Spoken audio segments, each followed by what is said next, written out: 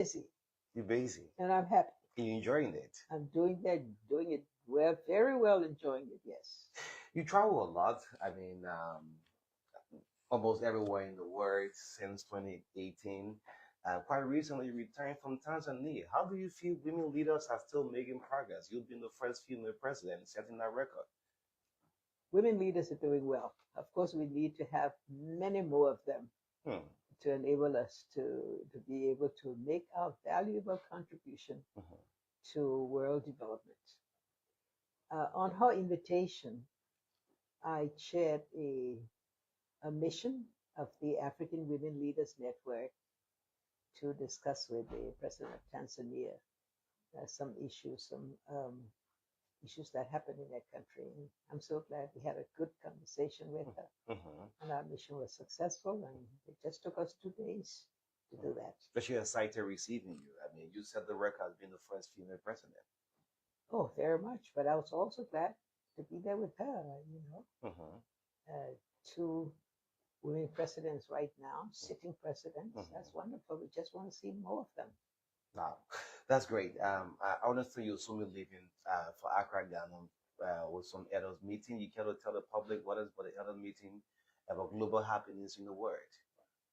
Well, the elders are mostly former presidents, former prime ministers, um, former head of the Secretary General of the UN was a part of it at one time.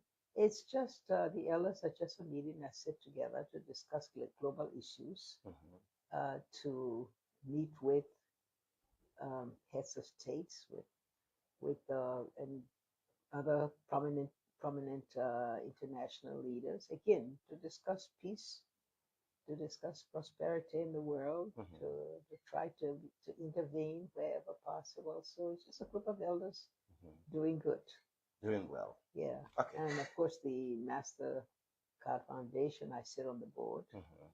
and that foundation makes tremendous support to African development, particularly rural areas, enterprise development, promoting women, creating jobs. I think the target is to have 30 million young people in decent work by 2030. Okay. And so I'm glad Liberia was not a priority countries, but Mhm. they've just started now Mhm. to do work in Liberia and Sierra Leone. Great. Politics will all be coming back home, and people, when your mother Ellen Jones Russell leave, don't come back home and talk about local politics. How is it? What advice you have for the younger folks who have border politics? It's very tense since you left the presidency. I guess you follow up sometimes. Well, I think our major challenge in Liberia, in Africa, and increasingly Mhm. in the world is the young population. I hope that most of our young people will be in school. Education is going to be the most important thing that will propel them Mhm. into being able to hold jobs, being able to become leaders in the country, being able to make contribution Mhm. to the development of their country. Uh, I think we do have um, some job creating programs in Liberia. Okay. We need to do more Mhm. because it's very clear that why the latest statistics I had is that over 70% of the population of Mhm. most nations is 35 years and Mhm. under. Under. So that puts tremendous pressure on governments Mhm. to do what is right.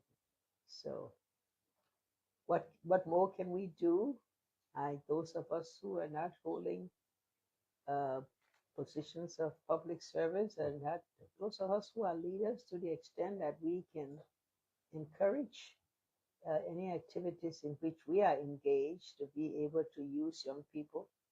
It was one of my basic objectives in my administration, was to make sure that our positions were held by as many young people as possible, but young people that had the requisite qualification. Mhm. to be able to hold those positions, ministerial positions. And I think the result of our efforts prove the fact that if you find young, capable people Okay. and give them the opportunity, they do deliver. Hmm. They do achieve the results. They do help to carry out the implementation of the agenda. Well, that's great. How you and Uncle Joe? I mean, I won't start this interview. I'll ask you, how you and Uncle Joe, Joe Boykai? Can you tell the public? Well, there's nothing to tell. Mm-hmm. You know, I think we remain good friends. Okay. We don't talk often. You don't talk often? No, we don't. Mm-hmm. Maybe we can be better at that.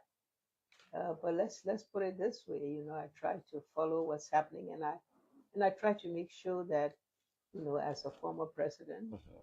that I try wherever I can to make my contribution to his administration by being able to be an advocate for Liberia, to promote Liberia's development. Mm-hmm.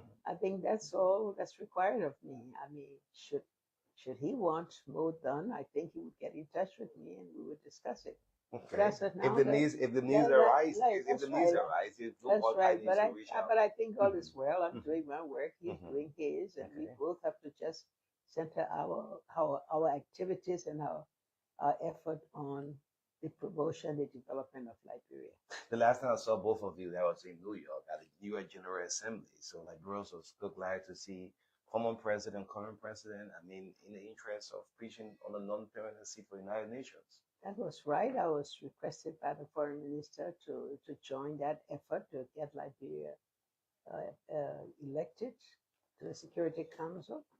I did go there. I did say good things. I did promote Liberia's participation, and I think Liberia now sits on the council, Okay. and we're all happy for that, and hope that Liberia will make a very important contribution to world peace.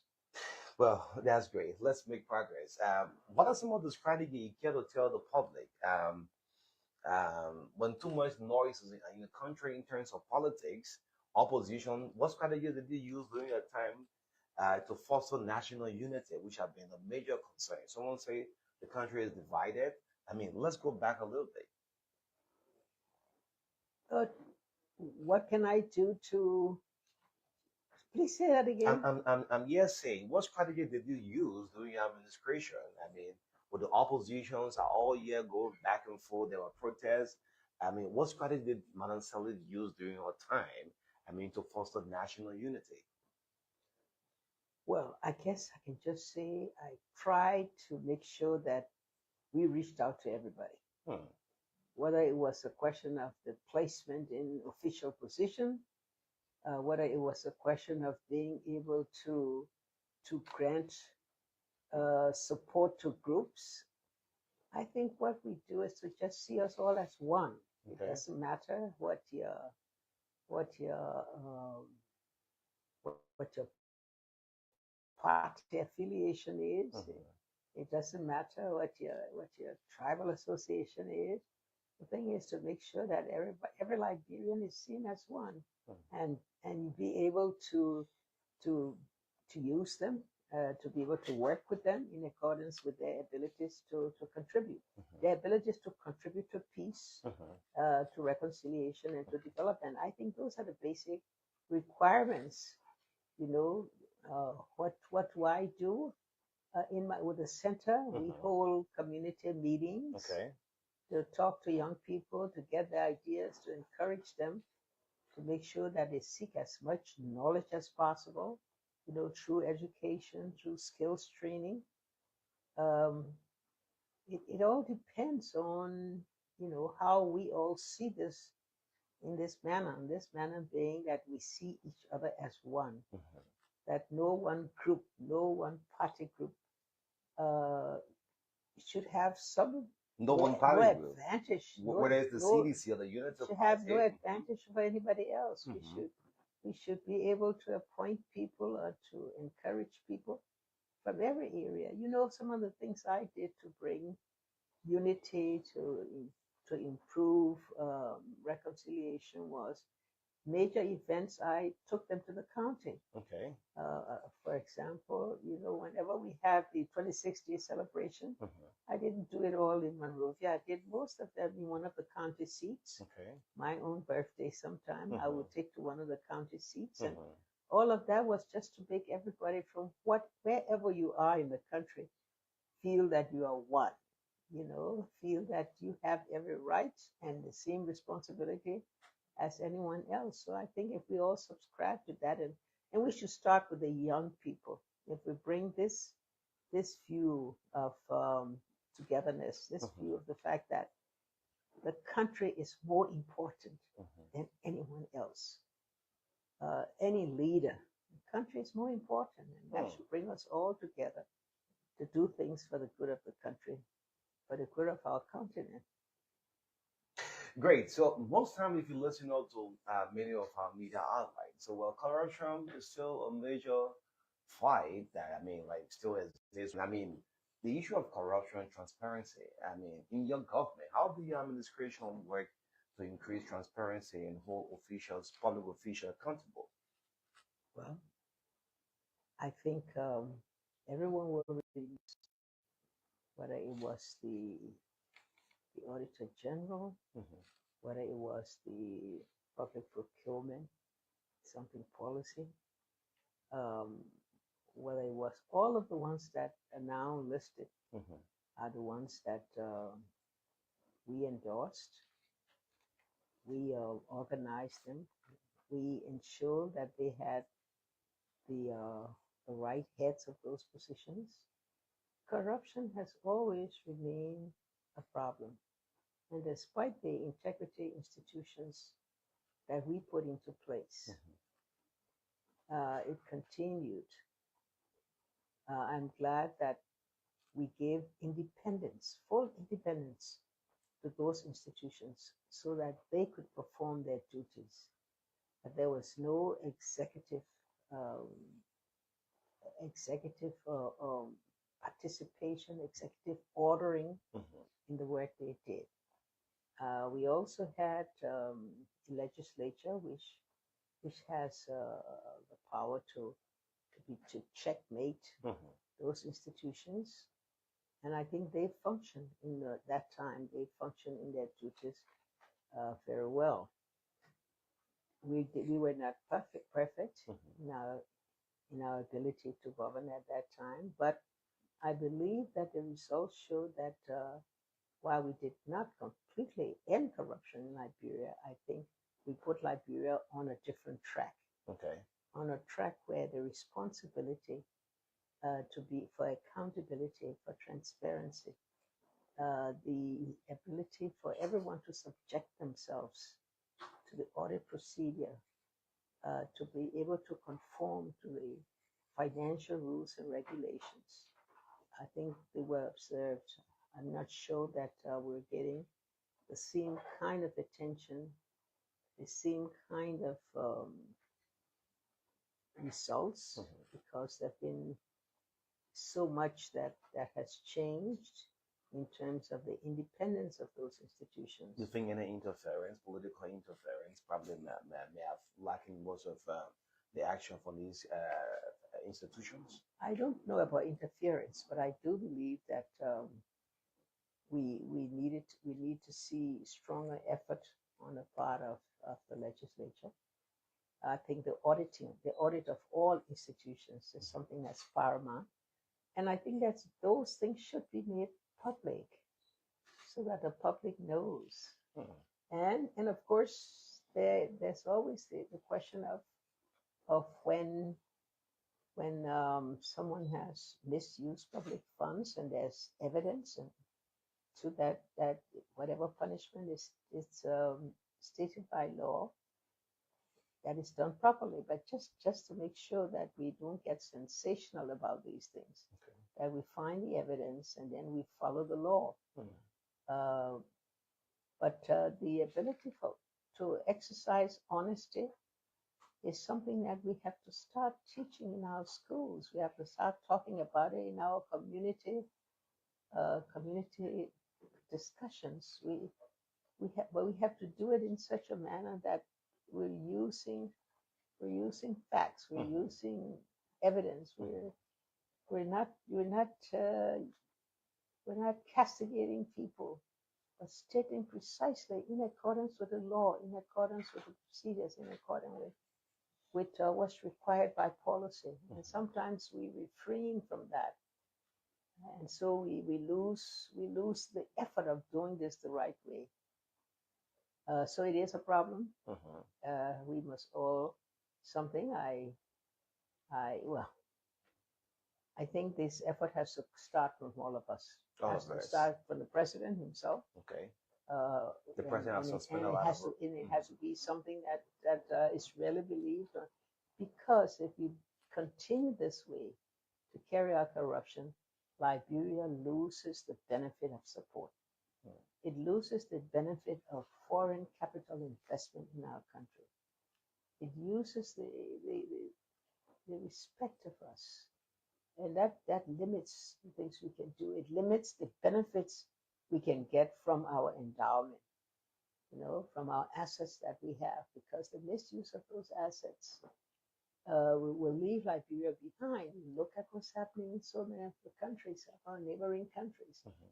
They're moving faster. So one of the things that we have to keep talking about when we travel, Mhm. keep explaining why can't we curb, this constant practice of doing things with monies being paid, outside of the budgetary process, money Okay. being paid under the table Mhm. just for those who want to get special benefits. So this is something that we all have to work Wow. on, and the press has been very helpful in this regard. Great. A no nation will progress without education and healthcare. I mean, years back, you actually trained on the social media. Perhaps you're not following it. So, well, Ellen Johnson tell you say education is a mess. Quite recently, we have recruitment of the armed forces. It's difficult to see some of our elders out there, young guys, even read and write. I mean, in terms of education, what can you say? What reforms in education and healthcare do you believe are still urgent leader in our country? I believe we need to give more support to the schools. I believe we need to do more in rural areas. Um, we established uh, county institutions, county educational institutions. Mhm. I don't know how they're performing now, um, but what we need to do is to perhaps also make sure that teachers are paid in an appropriate way, and teachers are given the support that they need. I believe a lot has been done in the education sector to support private institutions also. Um, I don't know much about what the Minister of Education has been doing about this, but I do see that most of our rural teacher training institutes are now functioning well. But too many of our kids are not in school. Mhm. Whether infrastructure is part of the problem because there are no roads to the schools, I think effort needs to be made more on that. Um, our county development funds, which are supporting some of our county universities that we all established. Mhm. I don't know if that's moving very well. So I all I can say is that education is the most important ingredient for success. And the more we can educate our schools, the more we can get our teachers working. Also, one may have to do more for skills training. Today we have much coming on for technical Mhm. in technical training. Okay. So I think we need to see what the government can do. But more than the government, I think all of us who see ourselves as leaders Okay. can join in helping to support the effort of education in the country. The issue of healthcare, yeah, yeah, you're president who have one of the deadly virus, Ebola struck. I mean, expose our health system. What do you say for healthcare? It's still a challenge. Oh, it has to be a challenge for all of us. I mean, health is fundamental for being able to meet the requirements of life. Um, on the Ebola, I think we can just say that this was just an example of leadership, an example of bringing people together, of being able sometimes to do the unimaginable. Hmm. Like in my particular case, to make a decision on cremation. Hmm. If we had not done that, Difficult one. so That, many that was a more people difficult would have decision. died. And Hmm. so, Hmm. healthcare means I've had the opportunity to be a part of the independent um, panel Hmm. on pandemic control as part of the United Nations program, and I'm glad that we were able, following COVID-19, to be able to take those decisions that led to better national healthcare systems. But I think for Liberia, there's more we can do Hmm. to be able to see that we subscribe to some of the um, some of the resolutions that are now being carried forward by the World Health Organization. We must also now begin to pay attention because the Accra Reset, which is a new endeavor Okay. by the president of Ghana to make sure that Africa exercises its sovereignty, and healthcare is going to be one of uh, the major agenda items for changing things in Liberia. So we also need to make sure that we follow that, and Liberia becomes a part of all the efforts that are going to be initiated toward the achievement of this goal of making Liberia and Africa fully self-sufficient in matters relating to healthcare. Great. Let's get back to the issue of employment. I mean, 70% of the population, they're young people. President Borka said one of his cabinet meetings, if we don't employ the young people, we are in serious problem. What can you say for that? The issue of employment again. Folks are watching you live on television, and when the president say about the issue of employment, young people, if we don't employ them, what Joe Borka said, we are in serious problem. He continued the same cabinet meeting one, cabinet meeting two. If we don't employ the young people, we are in a serious problem. Well, I have to agree with him that we have to employ young people. We talked about that before. Just now, we just talked about the need to ensure that we have programs. But to be able to employ young people, you also have to train them. And that's why the education system is so important. That's why technical training for our young people is so important. And so it's not a matter of us saying it, it's a matter of all of us doing it.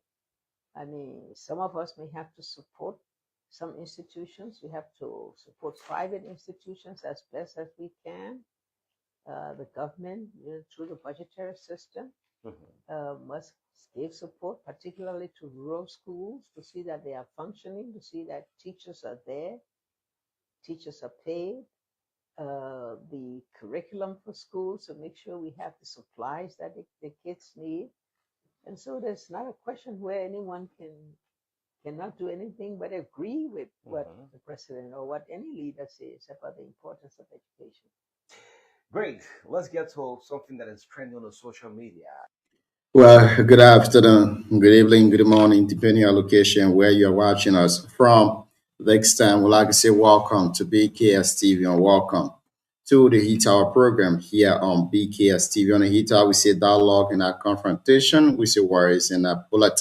60 minutes past 8 o'clock in Liberia, making it 60 minutes past 10 o'clock in Rwanda, East Africa, where I sit from this beautiful evening. And of course, today, it's the end of the month from my end. I know. Maybe some of you is still the 29. Maybe some of you is still maybe maybe it's the phrase already from your end. I think the people in Australia probably is the first from their end already. But again, we want to say welcome to tonight's edition of the HITAL program. On HITAL, we say dialogue and not confrontation. We say words and not bullet. In tonight's edition of the show, we'll be hosting former representative candidate of Electoral District 5, Nima County, now Jackson Suomi Yuo.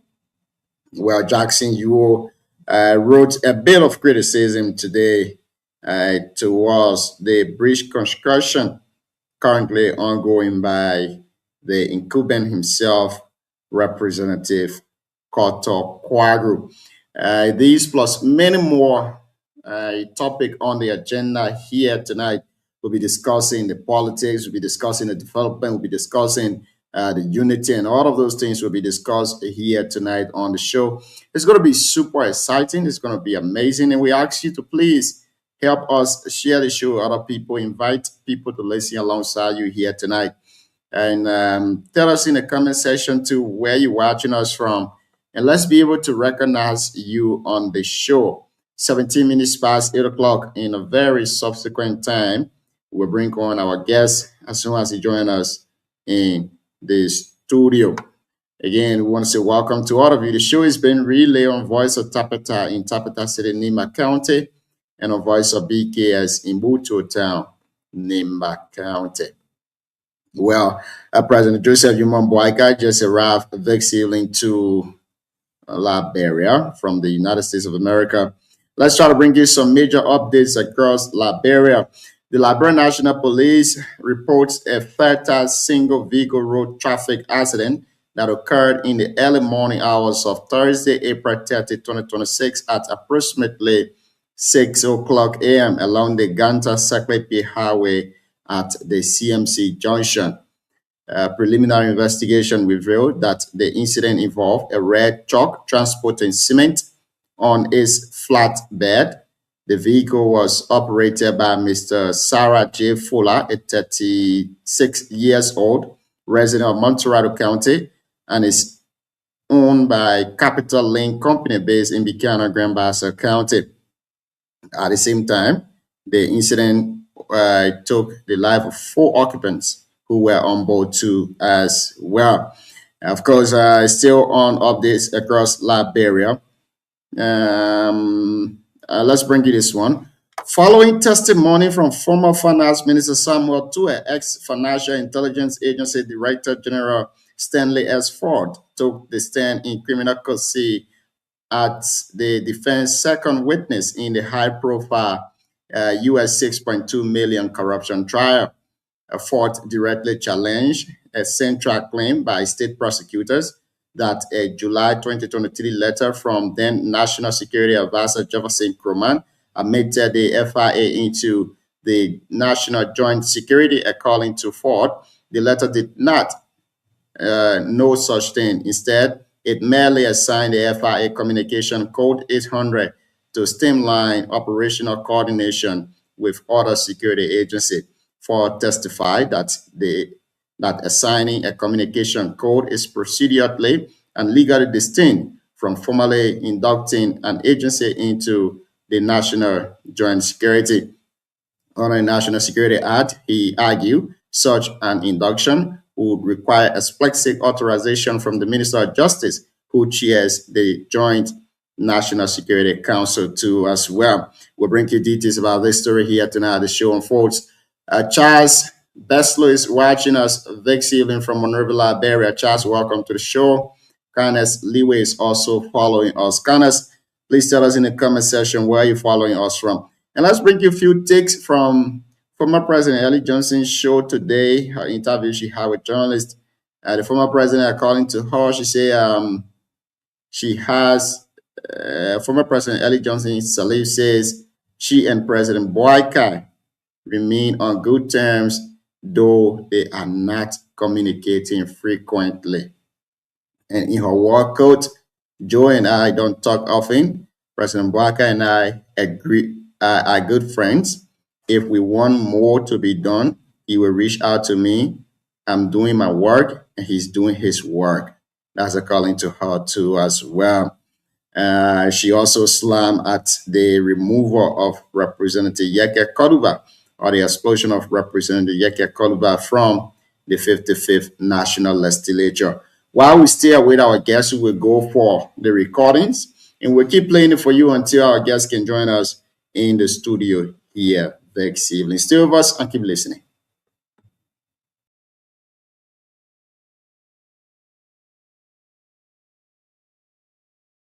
Um, Most people say Liberia's biggest problem is the legislature. Well, I probably have gotten my ear dropped to that.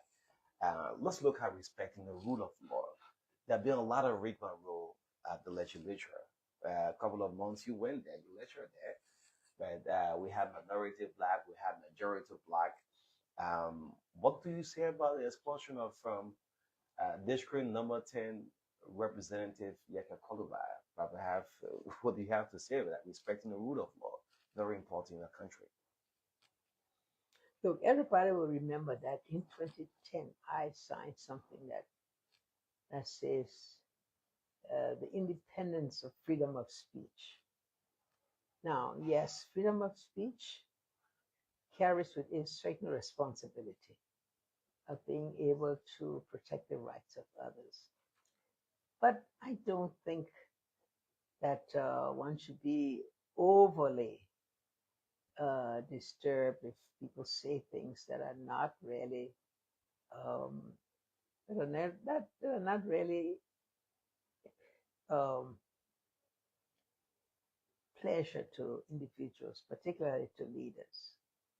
And I certainly do not think it would be a reason for anyone to bear penalties, for freedom of speech. So I believe that in this particular case, there'll be many ways, other ways to curb those who might get involved in sensational discussion, sensational expressions of other people. There are other ways to curb that. Yeah, but one should also observe that one has a right to say things in our country, in any country. Mhm. That's what, and the freedom of the press is something we must respect, because that's what makes good governance. That's what makes a country credible. That what makes a country advance with the support of others. And when we begin to get very personal on matters like this and thereby infringe on the rights of others, certainly I don't think one elected by the people to a body would have to be expelled because of freedom of speech. What we need to do, though, is to make sure we send messages that people should exercise their freedom of speech, but they should also just, be very cautious in the manner in which those expressions are made, so that they're respectable enough. Hmm. Uh, and the way to stop it is just to call people in and make sure that they're giving the right advice, not to take penalties against them of the nature of being able to carry on. So I I hope that that matter um, will be resolved satisfactorily, Mhm. and that we'll make sure that nobody's particular rights received from the people will in any way be infringed upon. Great. I'm here looking at former President Johnson Sirleaf. If you could go back your first day in office, what would you do so differently? Folks, a lot of folks watching you live on camera. If you go back to office, what would you do differently as president? I'm not so sure I'll do anything different. I Maybe think I something did you a have great done. job. Uh-huh. You say that? I'm very happy with a job. I didn't do all the things I wanted to do. Mhm. Maybe I could not do all the things I wanted to do that were beyond my control. Um, but under the circumstances and the existing conditions that I found, I did all that I could do. Um, yes, leaving the presidency and using your reflection, Mhm. you look back and you say, oh, I could have done even a little bit more on this thing or a little bit more on that thing. Mhm. But in the circumstances in which you found yourself, I think we did what we were called upon to do. Mhm. We serve the country with dignity. We serve the country with full energy. We serve the country with honesty. And so I'm happy for the results. Be happy for results. What was the most difficult decision? I mean, for you to make as a president? For 12 years, Madam Ellen Johnson Sirleaf. You can't. I mean, what you say now have a serious reflection with our country. What was one of the most difficult decisions you did to ensure in the best interest of the country? I think I mentioned that before when we talked. I said to you Mm. that I think the most difficult one was to take a decision on cremation Cremation. at the time when we had the Ebola, because you know that is not part of our culture. Our culture is to bury our dead, and part of our culture from some of the segment of our population is to make sure they go and deal with the dead, and doing those cultural things meant you will spread the disease and more people will die. And so that decision was taken, but it was taken in due consultation with our health officials, uh, with the leaders in our community to make sure, with our religious institutions to make sure that they understood why we had to take that decision. But it was a hard one because I knew that people were arguing against it. People heard about it, and there were those making strong statements that this was not the way we do things in our country. But those was the thing that had to be done. I will do that Other this things month. I had to do, but I think Yes, Mario. this was the most important one that Mhm. one had to think about. I think yes, this is it. Okay. Great. There's a tension along our borders, and Nigeria are concerned. Well, folks, why is it that former President Ellen Johnson could not get involved? Maybe former President Hello, hello. Buya. There's a lot of concern, beginning like broad border tension. Kenyan soldiers are on our territory. Let's hear from you. I guess you have heard that. What do we want to say to this? Have there been any reach out from those in government? Probably you could have your own intervention with Guinean soldiers still on our territory. No, there's been no reach out to me on that. No reach out. Yeah, no, and I don't. Let me make sure that I say that I perhaps don't even understand the issue. But if it has something to do with any improper action on the territory of others, I think that's something that we need to be very careful with. Our borders are well known. Our borders need to be protected by each of us. Each side, each border, or protected by its own country and its own leaders. And so, if any violation of that should be inappropriate. And so, I really don't know the details on it. If there is a reach out, are you willing to give in your time? Perhaps President Boyka can say, well, I think I've traveled to Conakry and met President Dumbuya, Madam Bio as well.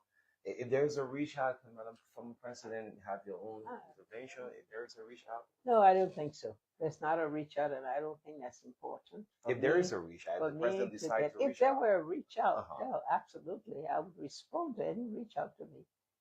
But there isn't one, and I need to understand the issues well before I even try to do anything about it. But let's say that we should respect each other's borders. You want to understand Any the issue. infringement on people's Why borders labor is the likely soldiers to of bring the Mhm. kind of reaction that we've been talking about. There's nothing to reach out to at this point, You see, from me. That from you? no, because Nothing for you to reach like- out. no. Okay. Well, I don't know what I think you're going beyond it to talk about reaching out. Because on the social media, people say, well, the former leaders should get themselves involved into this. It's a national concern. No, I don't think every former leader just jumps into something just because you're a former leader. You must understand the issues. You must be requested sometimes. You know, former leader cannot just jump into something because they want to jump into it. First of all, you have to understand the issue. And Liberia has a border. We've had a border for ages, for centuries now. And of course, the expulsion of Representative Yeke Koluba, I don't think it's necessary. There could be another means, where we could have done that. But not to go after people for expressing themselves, even though Yeah, the things they say, they are accountable for those things that they say, but I don't think the extent that was taken by the House of Representatives was actually appropriate. That was the quote from former President Ellie Johnson Sirleaf. Let me welcome you guys to the show here, Vic Sealing. CEO, welcome. The incoming Vice President of Unico. Good evening, welcome to the show. How you doing, Chief? I mean, yeah, boss man. What are we doing today?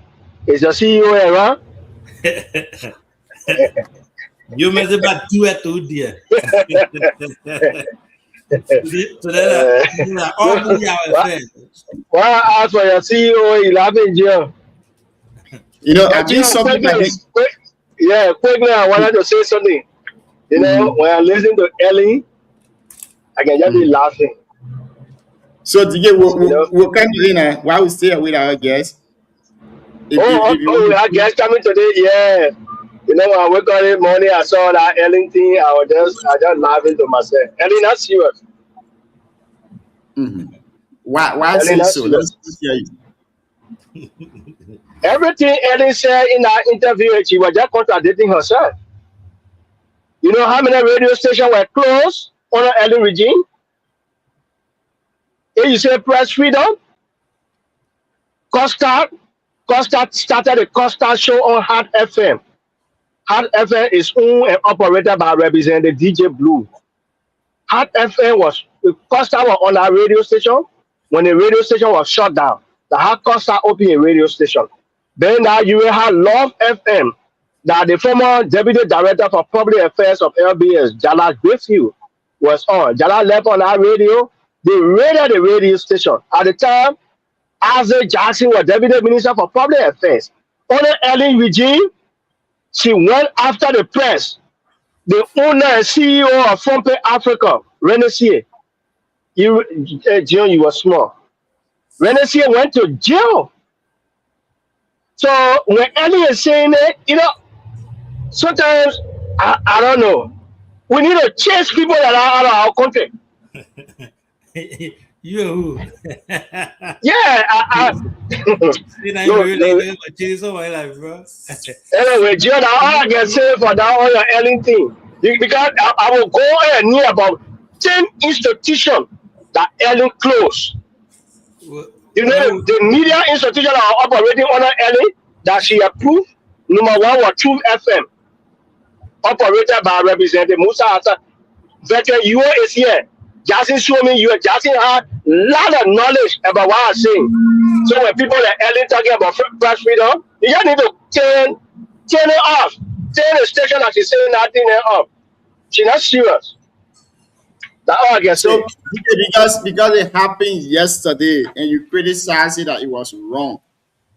So you think it's right to happen? The Yakati was not about press freedom. The Yakati was not about press freedom. Nobody said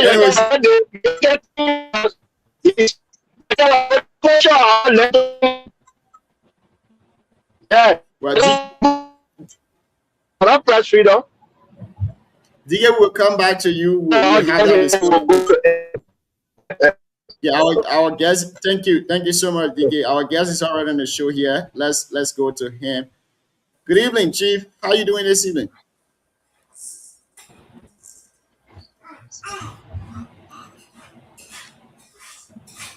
Are you there? He's mute. You are muted, Jackson. Try to unmute your phone.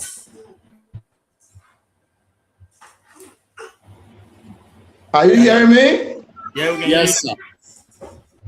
Oh, it's a pleasure, Jonathan, to be on your show tonight. It's great to have you on here. Before we kickstart the conversation and go to all the tough questions, let's hear the CEO. Maybe you want to chip in there very shortly. And we can give you the opportunity to start a questioning because we don't want to waste time with you here tonight. You know, we want to get to all the tough questions. Welcome, my dear buddy. You know, Jackson and my brother. Jackson got a lot of young people watching the show tonight. I know it's fiery in Booyah today. We got a lot of Booyah people on our page today, back and forth. The last time we wanted to host you on here, we were not able to because of your busy schedule, which we understand. But I want to say, on behalf of the platform, we extend our thanks and appreciation to you for all your contributions and promotions and support that you've given to the BKS TV and the entire institution. I want to say thank you for that. So the last time we hosted you was way back during the heat of the Sure. So, and that was the beginning of BKS TV. I don't know if you've been following. You can see the trend, the growth trend. We've made incremental growth from the beginning of this platform to where we are now, and it's because of you, your followers, the people of Booyah, that we are where we are today. You know, we started in Booyah. The same way we started radio BKS in Booyah.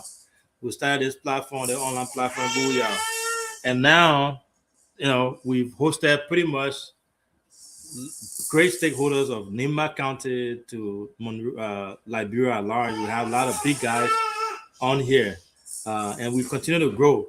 So that's a big plus for Booyah, and that's the big plus for Nimba, and we'll continue to grow. We pray that God give us long life, good health, and the strength to be able to move on. But yeah, welcome to the show. We have people following. You know, I know a lot of people from our district are following, but for the sake of those that are not from the area there, please introduce yourself, and we'll go right into the reason why we call you on here tonight. Thank you so much. It's a pleasure. Like you rightly said, I have been following this program, and then I've been waiting for the opportunity for me tonight to at least make my first appearance after the campaign time. Thank you. I must applaud you for all of the contributions and the effort in making sure that the citizens of our district and Liberia at large have their view preferred through the national debate.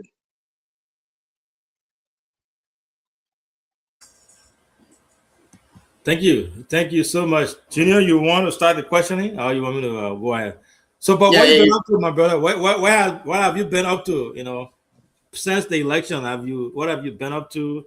I know you've gone back there to tell people thank you. Give us some update. What has been going on Team US camp? Well, Jackson Swimming US, my name by the way of introduction. I'm not strange to this platform. I participated in the 2025 August 15 by-election, represented by elections in Booyah. And unfortunately, I didn't make it. I came fourth in the process. And after that, with the courage, we were able to remain in the district of the same last year, 2025, August 24th. We had an appreciation program in my hometown in Yogomable. I attracted scores of our supporters and citizens for the district. And we told them thank you. And even at that program, we were able to fulfill our promise we made at the launch of this BKS television online program in Butuo. Yeah. Because we pledged at the time $100,000 Liberian dollars, and then we had to make our promise at that appreciation program, and then your manager, Mr. Takbo, was there at that time, and it was a colorful one. So we are happy to work with the people of Booyah.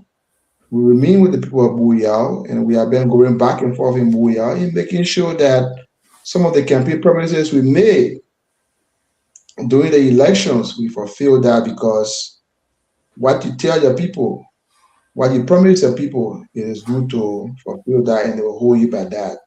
So there where we are. Thank you. You know, you have actually been doing that, and I will have to say, you, among all your colleagues, everyone that contested for that seat, you're the only one who have been vocal, for lack of a better word. You are the only one that have been, you know, speaking out, you know, holding our current lawmaker foot to the fire, and then, you know, being critical when it comes to some issues and some things pertaining to the district. You're the only one have been speaking. Is there a specific reason why to that? Why you think your other colleagues are not coming in? We can list them, all of them, but why you think you're the only one that has been? Because you are continuing what you started during the election. You know, everything that you spoke everything that you said about the current, the current leader. You continue to stay that. You have not changed at all.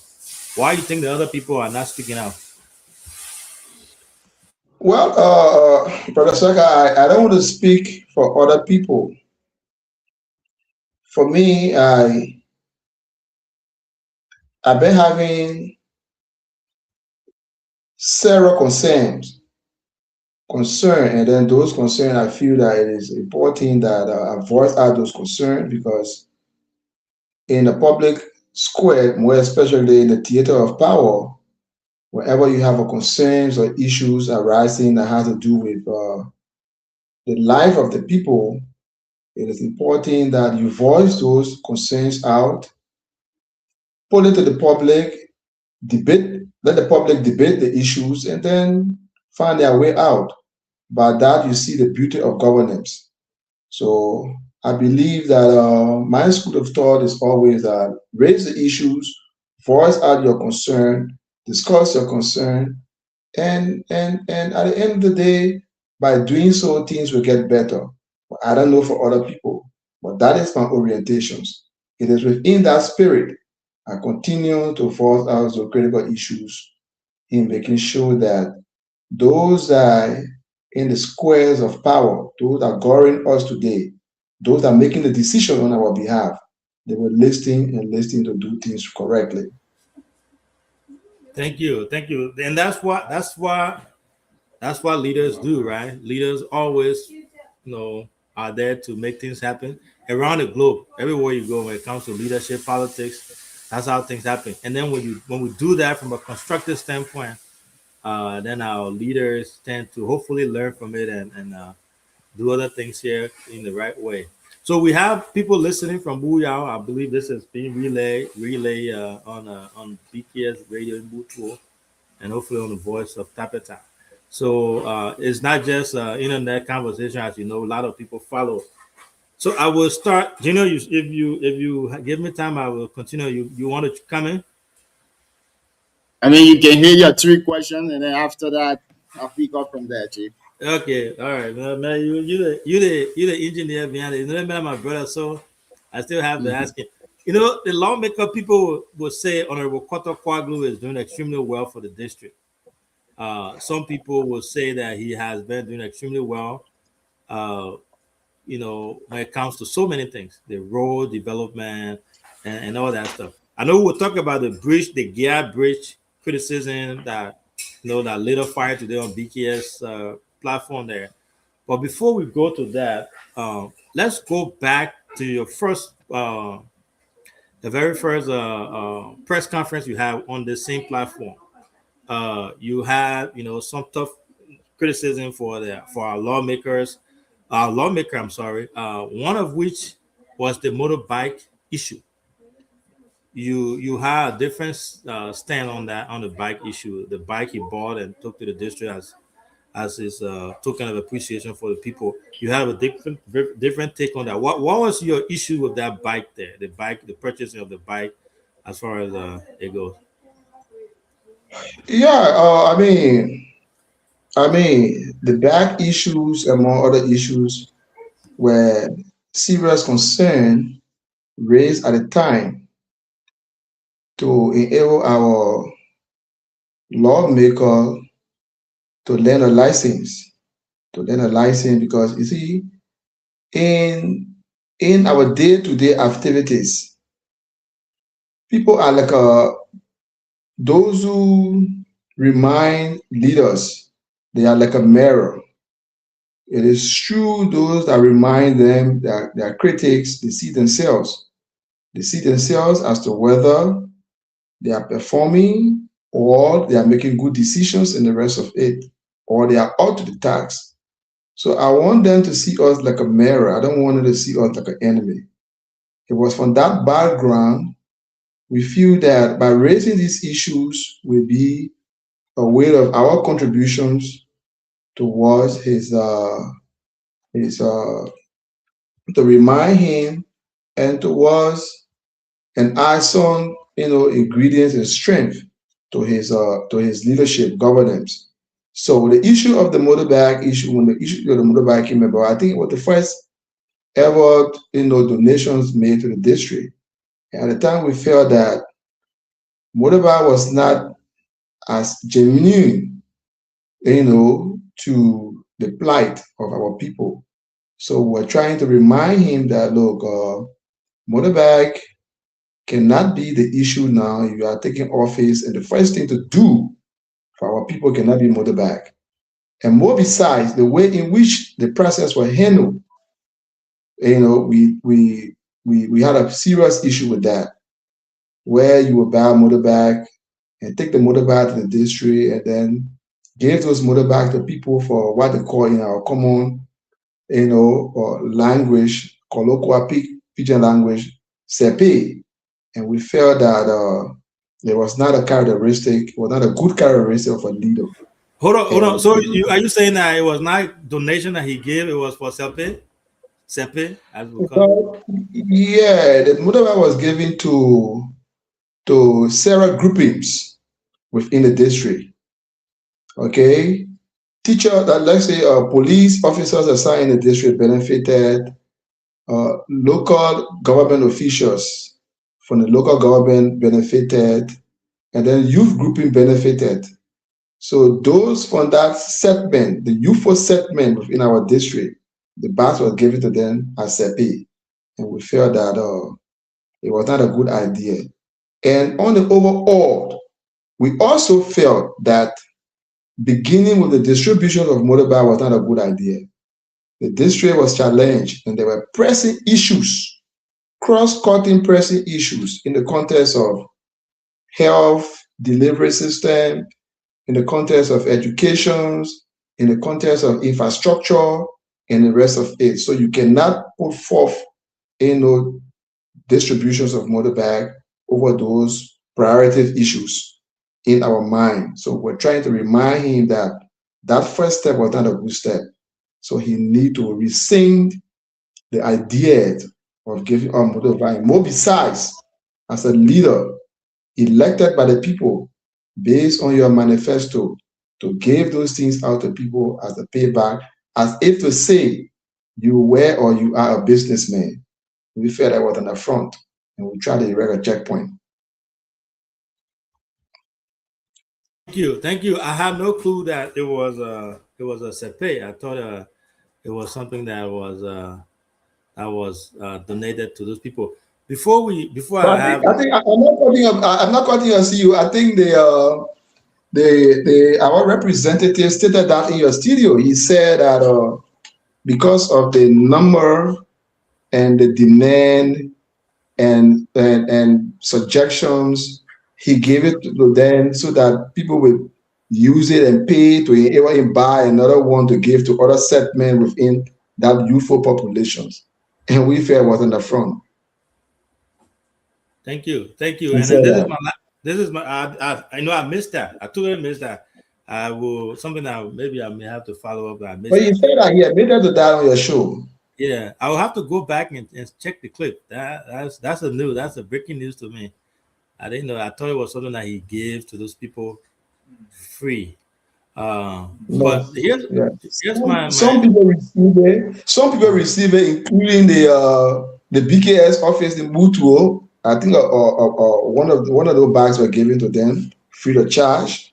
I think the office of the commissioner and other local government officials in there receive. I think the concerned women organizations there receive, free of charge. But the youthful populations, those people that were mobilized during the campaign time, the pepper riders, the motorcycling, and I think, yes, those were the people that the motorbike was given to as a pay.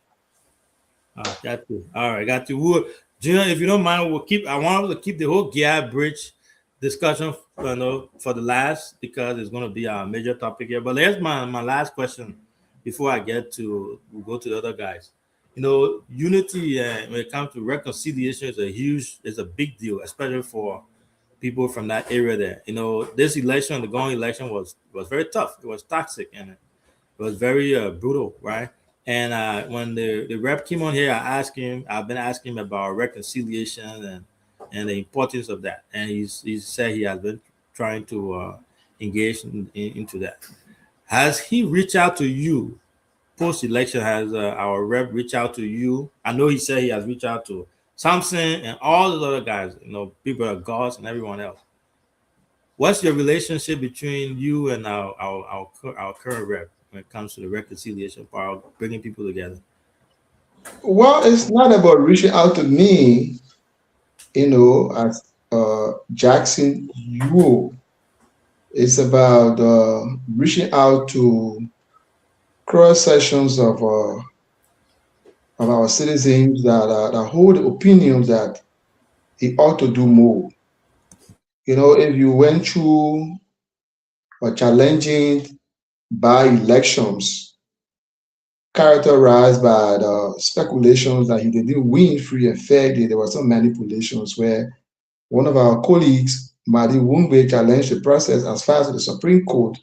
We felt that the best thing to do at the end of the day to call all of those people, aggrieved opponents and the rest of them, to a meeting and ask them for the way forward to see how best they can join on board, to reach out to the citizens at large and to reconcile the community preferred developmental agenda, solicit view from all of the people. Instead of doing that, I think when he appeared on one of his local, talk show in Ganta, he decided to take Madi Wungbe to tax by saying that he would not forgive Madi, and then in his administrations, XYZ, and the rest of it, we felt that, this guy was not ready. But it's not about me personally as Jackson.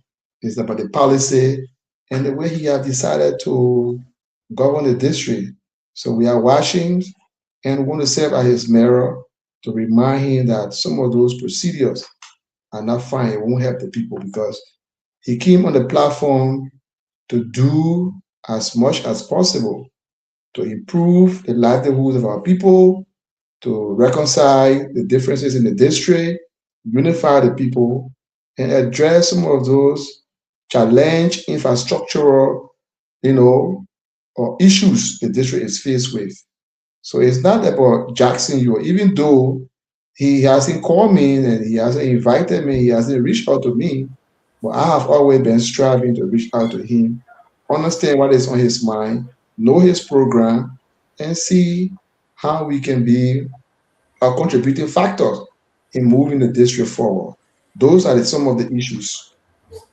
So on record, you've tried reaching out to him, but he hasn't returned the same. No, I mean, I don't want to personalize these things to be all about Jackson. You guys are the stakeholder, the We're making leaders some effort. We are then making some effort.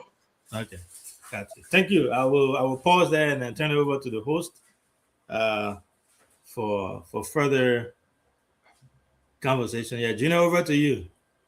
Thank you very much. See you again. Want to say welcome to all of you watching us on Facebook and those of you listening to us by radio, especially those of you listening to the BKS radio station in Butu. Want to say welcome. We have with us here tonight on our Jackson Suomi Yuo. Jackson Yuo, as you all know from District 5, is a former representative candidate. I don't know how to say a defeated candidate, by the way. Well, welcome, are you? Now, let me take you to representation. One of the things that many people argue on and many people put forth during the campaign was that Honorable Kwadwo is not competent enough to represent the people in the house. Now, with the time that he has spent in the house there, let's try to rate him a little bit about the things that he's doing when it comes to representation. Do you think he's doing his best for the people of Buea, for all of us from Buea? Well, like we all know, being elected, a newly elected representative for a district like Buea, you have some cardinal functions holistically, representation, oversight, and lawmaking. So those three cardinal issues you were elected to fulfill. So if you rating people in terms of performance, we have to look at those issues and see what has been done, what is to be done, and what is been forgotten about. So I mean, those are things we have decided to place him on the market group and then track his activities, at the parliament, at the Liberian parliament, and come up with our own fair analysis on his performances. So if you put those things now on the microscope like you're talking about, do you think he's doing well? Well, he's still a novice. He's striving, but he's still a novice. Thank you. And this will lead me to my next question. You know, the issue of the politics in the district, we've seen the youth involvement, and I don't know whether I should say this, it's becoming toxic. When I say toxic, it is to the extent that you will see people from the other camp, they still hold that in their mind that I am from this camp, and I will not respect this other person from this other camp. And it's happening around the cycle. You as an individual, you as a former representative candidate, I know you've taken note of this. What are you doing to resolve this kind of behavior within our district? Well, like I said, Mr. Kodokwaglu is now in the driver's seat, right? He asked the people of District Number 5 in his manifesto that he's a rightful person. He will go to unify the district. He will go to make sure address the issue, the bread and butter issues. He will go to ensure that empowerment become the reality of the day, reconciliations, and the rest of it. Now, and based on his manifesto, regardless of all that happens, he found himself in the driver's seat. So he was elected by the people, or he was preferred by the people to take the lead in the context of bringing the citizens together, rallying the citizens, preferring the ideas of reconciliations, and the rest of it.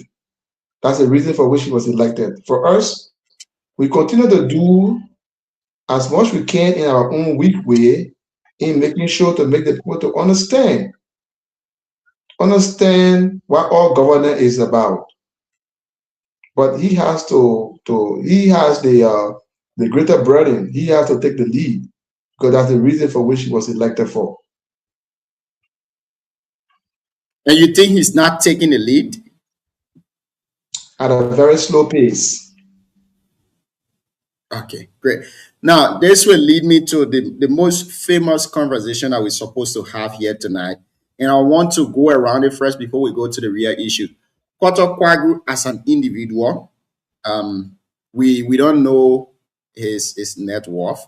Me personally, I don't know his net worth. I don't know whether he has declared his asset. But if you have information about that, maybe you can tell the people of Booyah. What's your take on this bridge thing? What do you think is wrong about it? I know you had a long press release today, but give us a detailed explanation of where you're coming from with that press release.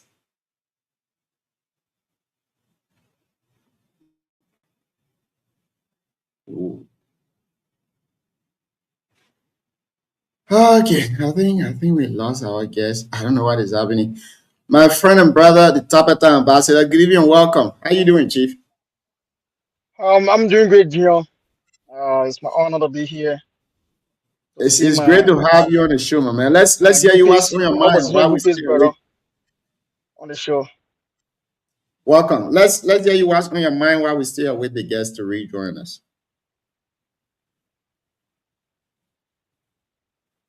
Grace, are you there? Oh my God.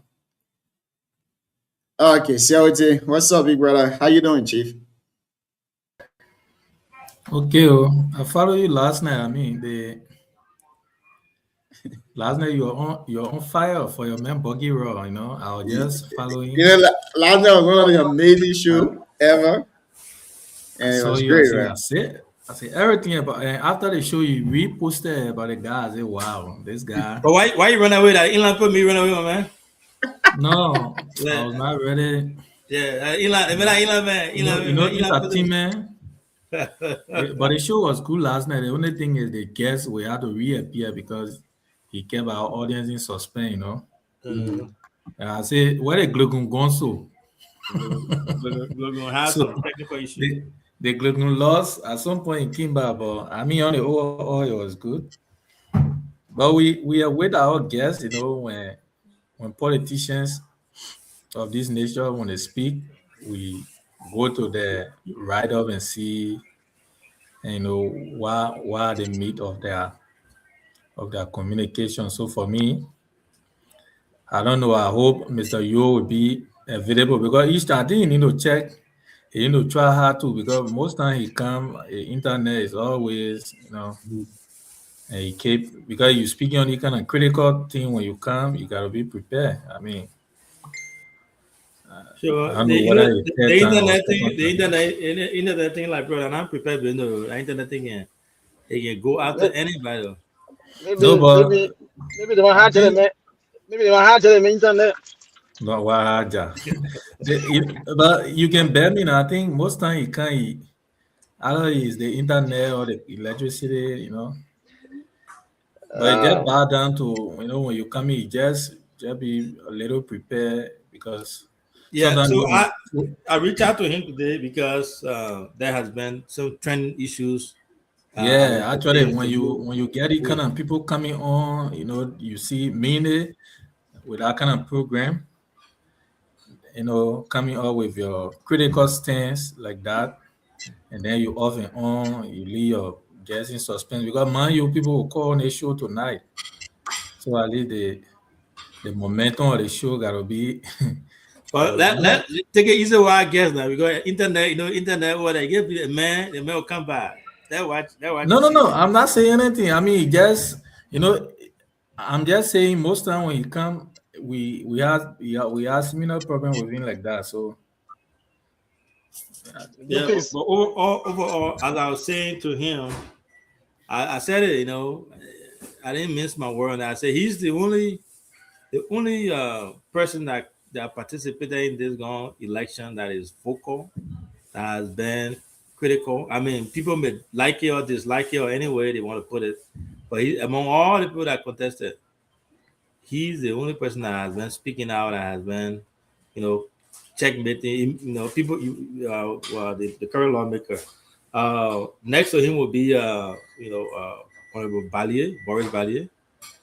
He has been the second in line there too. So it's politics, right? And also about leadership. When you're a leader, you have to have people ask you. Now, remember now when Honorable Koga was over there, when he was the lawmaker, our current lawmaker was his biggest critic.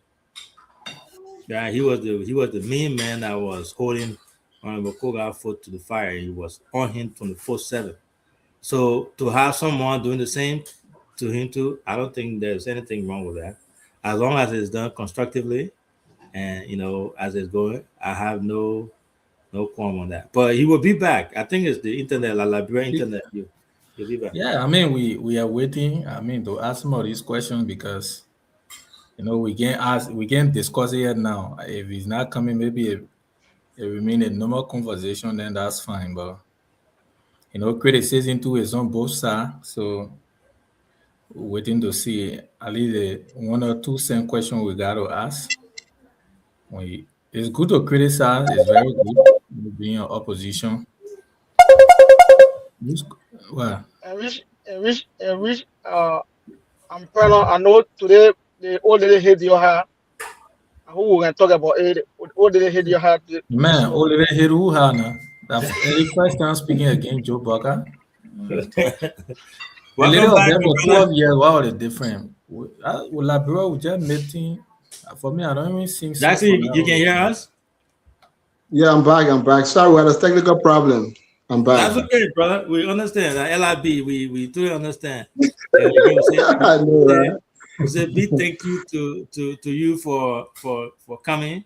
there have been so many people lately. The internet has been acting off and on. You were in flight when you left, right?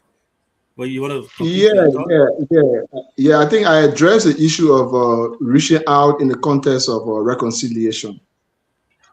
Okay, I think the other question at the beginning were asking you, Junior, were asking you was, I think you were rating the current lawmaker based on your gadget, your gauge. Okay, Junior, my man, he's back now. You complete your question, I think. Thank you. Thank you. Welcome back. Now, Thank you. I want us to Thank you go to very the bridge thing. This is where the entire conversation is tonight, and this is the training topic for tonight. What brought about that release? Do you have some facts, some evidence that you can give to us here tonight, especially about the DRC thing? Well, like I said, we have made this our business to make the representative to see us, to be a mirror as his mirror. Through us, you should see some of those shortcomings. Those shortcomings, his fanatics have been unable to point out to him. In the governing process, you should have the ability to listen well to the opposite opinion or opposite view in terms of what is going on. We are concerned, and when we came out with the release this afternoon, most of our friends from the other side have been giving their own interpretations, analysis of the release. And I don't want them to see us to be anti-development. We love development. We believe in development. It is because of development we are doing everything we can in our humanly possible way, ensuring that our challenged district have some facelift in the context of development.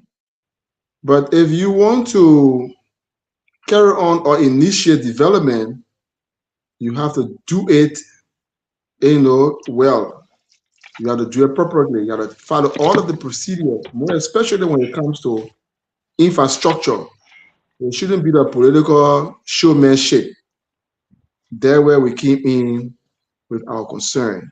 And it is from that background we decided to remind him through our release that, hey, it is good, your intent is good, but it's like you are going off track when it comes to procedure.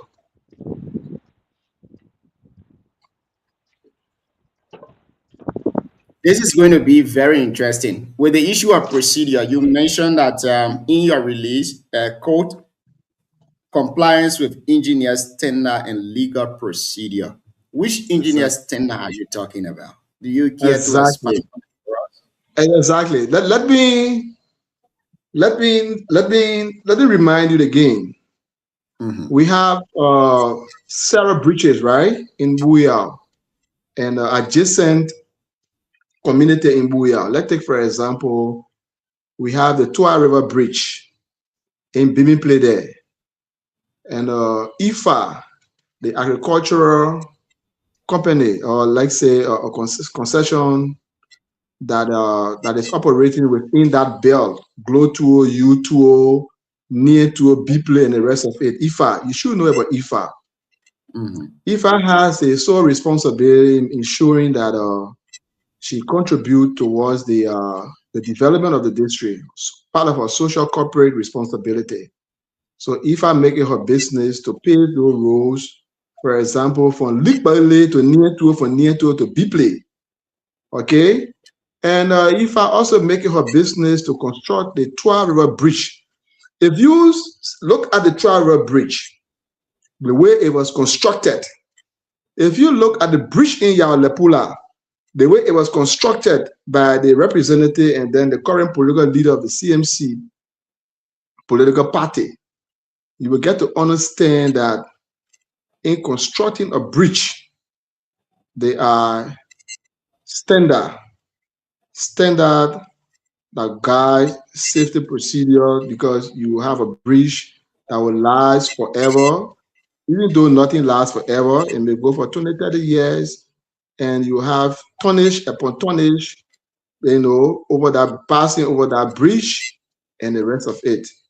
And in doing those things, we believe that you will have to be guided by certain engineering principles.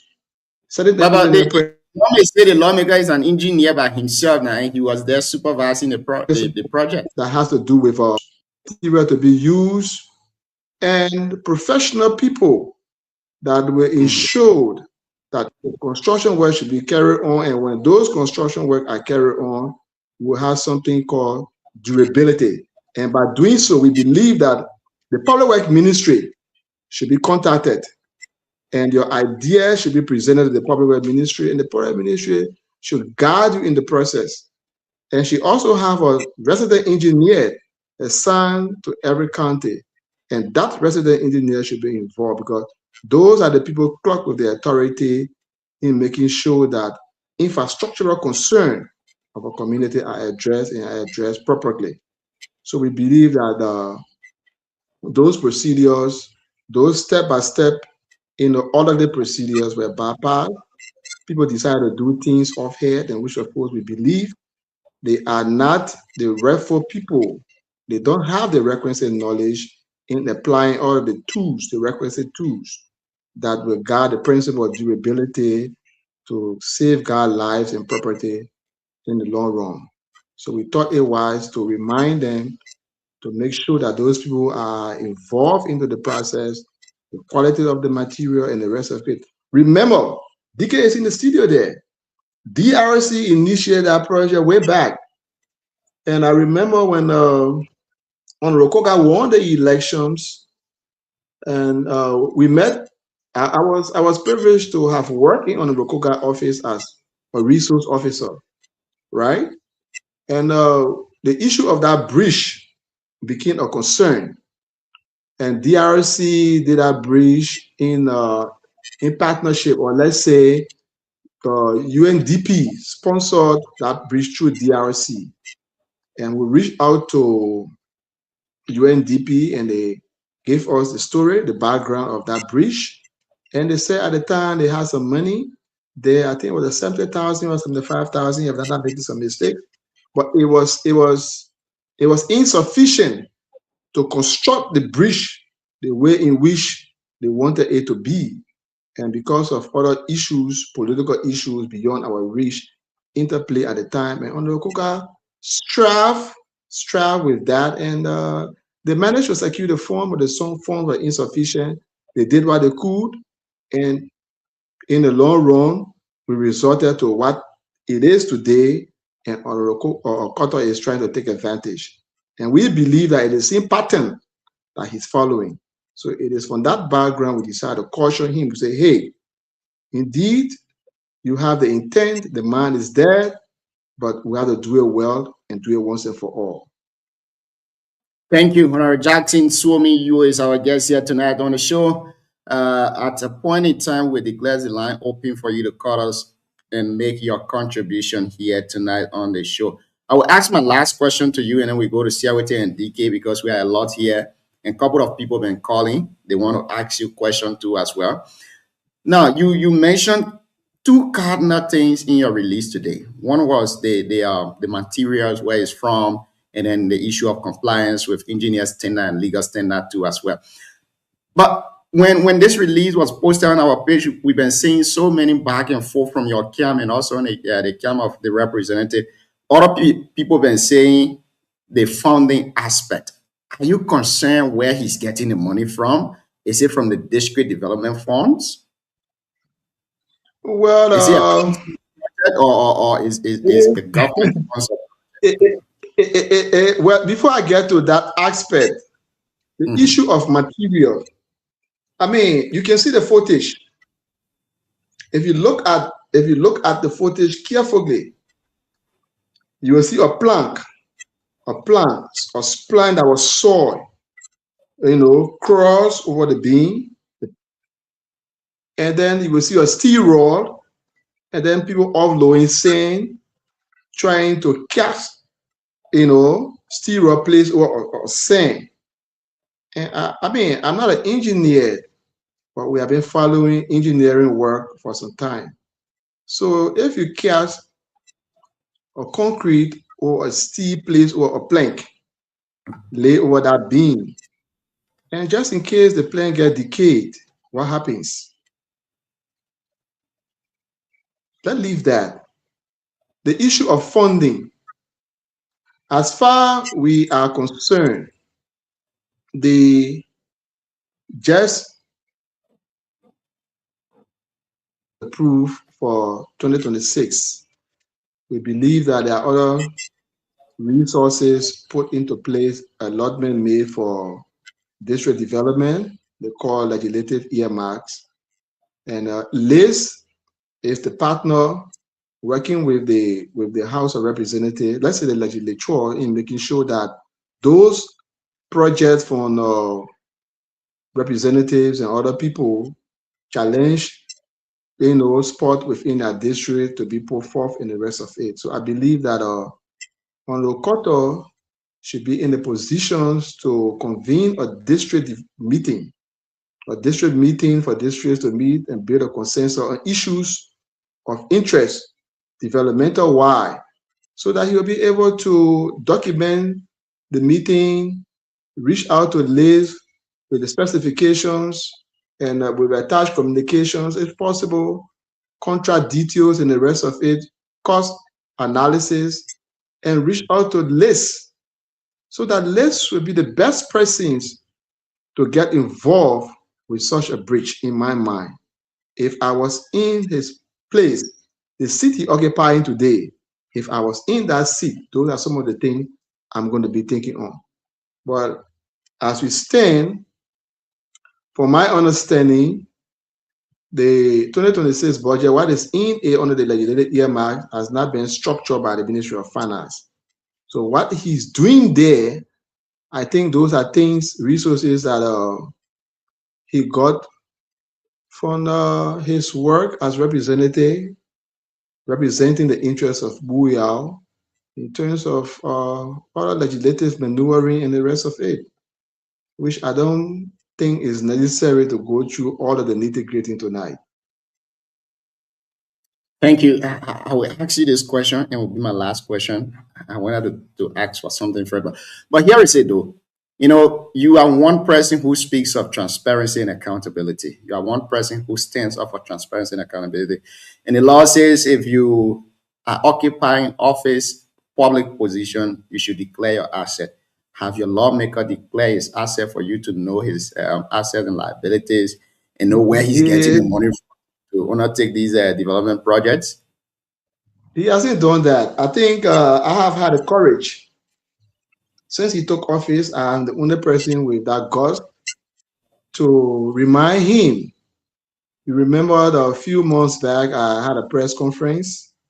I had a press conference with your reporters in Monrovia, and I used that press conference to remind him that those are things that are necessary to do as a leader in a governance process. You must declare your assets. And up to now, I think his response to my advice to him through the press conference, he said the Speaker Kuhn gave him a form to fill in and the rest of it, and I don't know what had become on the form. So whether he had declared assets or not, up to now, he had not been able to tell us, his constituents. So it's a good thing to do. I have limited knowledge on that because he hadn't come back to us to tell us whether he had done it. But when he came to rebut our advice to him, he said he was offered a form, he just entered, and he was analyzing the form to fill them in and make submissions. We don't know whether he has made those submissions. But again, it is important. It is important to do those things because it's part of our code of conduct and it's part of transparency, accountability, and good standing. When you are taking public office as a public servant, it is important you tell the people, look, where are you starting from? What are those things you have acquired before getting to public service? And when you are leaving public service, you should also tell the people, I came with this and I'm leaving with this. It is important. But failure on your part to do that as a leader or even potential leader, you will always create that dark cloud over your governing process. So like I said, we are here and we are like a mirror. Everything we say, we try to remind him so that he will be able to do what he promised the people of Buyao he can do. Thank you very much. Again, we have with us here Mr. Honorable Jackson Suoming Yuo. Jackson Suoming Yuo is a former representative of Electoral District 5, Nima County. And he was from the same time as Senator Johnson, the listener Johnson, and also the former representative of the district. I think this is another issue that we'll go to discuss too, because people been bringing in the fact that, okay, this town alone have produced a lot of things. But let's go to my brother Siawete, and then we will go to the other issue. Siawete, welcome. You can ask your 3 questions. After you will go to the Tapeta ambassador, and then we'll go to the CEO while we declare the line open. Thank you, Mr. Host, Gian. Good evening to the CEO once again. Mr. Yo, welcome. It's a pleasure to be here.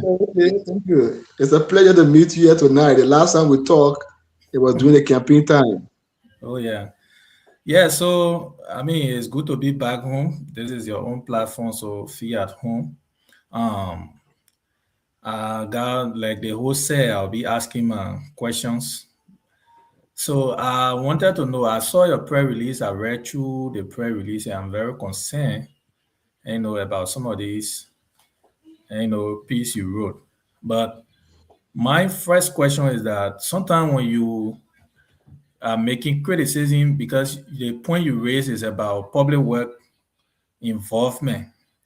So I do know that Koto have been carrying on some construction work in the district, and right now, Kwagu is carrying on some pavement, and, after the election, carrying on other projects like the Butu and other projects there. So I didn't see Team Yo, doing communication to the Ministry of Agriculture, making press release regarding those works.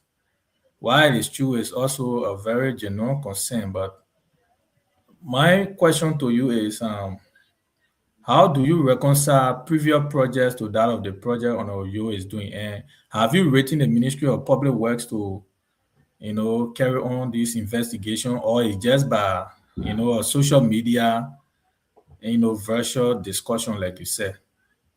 Is it true an investigation from the Ministry of Public Works or a certified engineer? Are you making those criticisms? That's my first question. Thank you very much, Brother Siawete. The first aspect of that question that has to do with previous, pavement of the roads.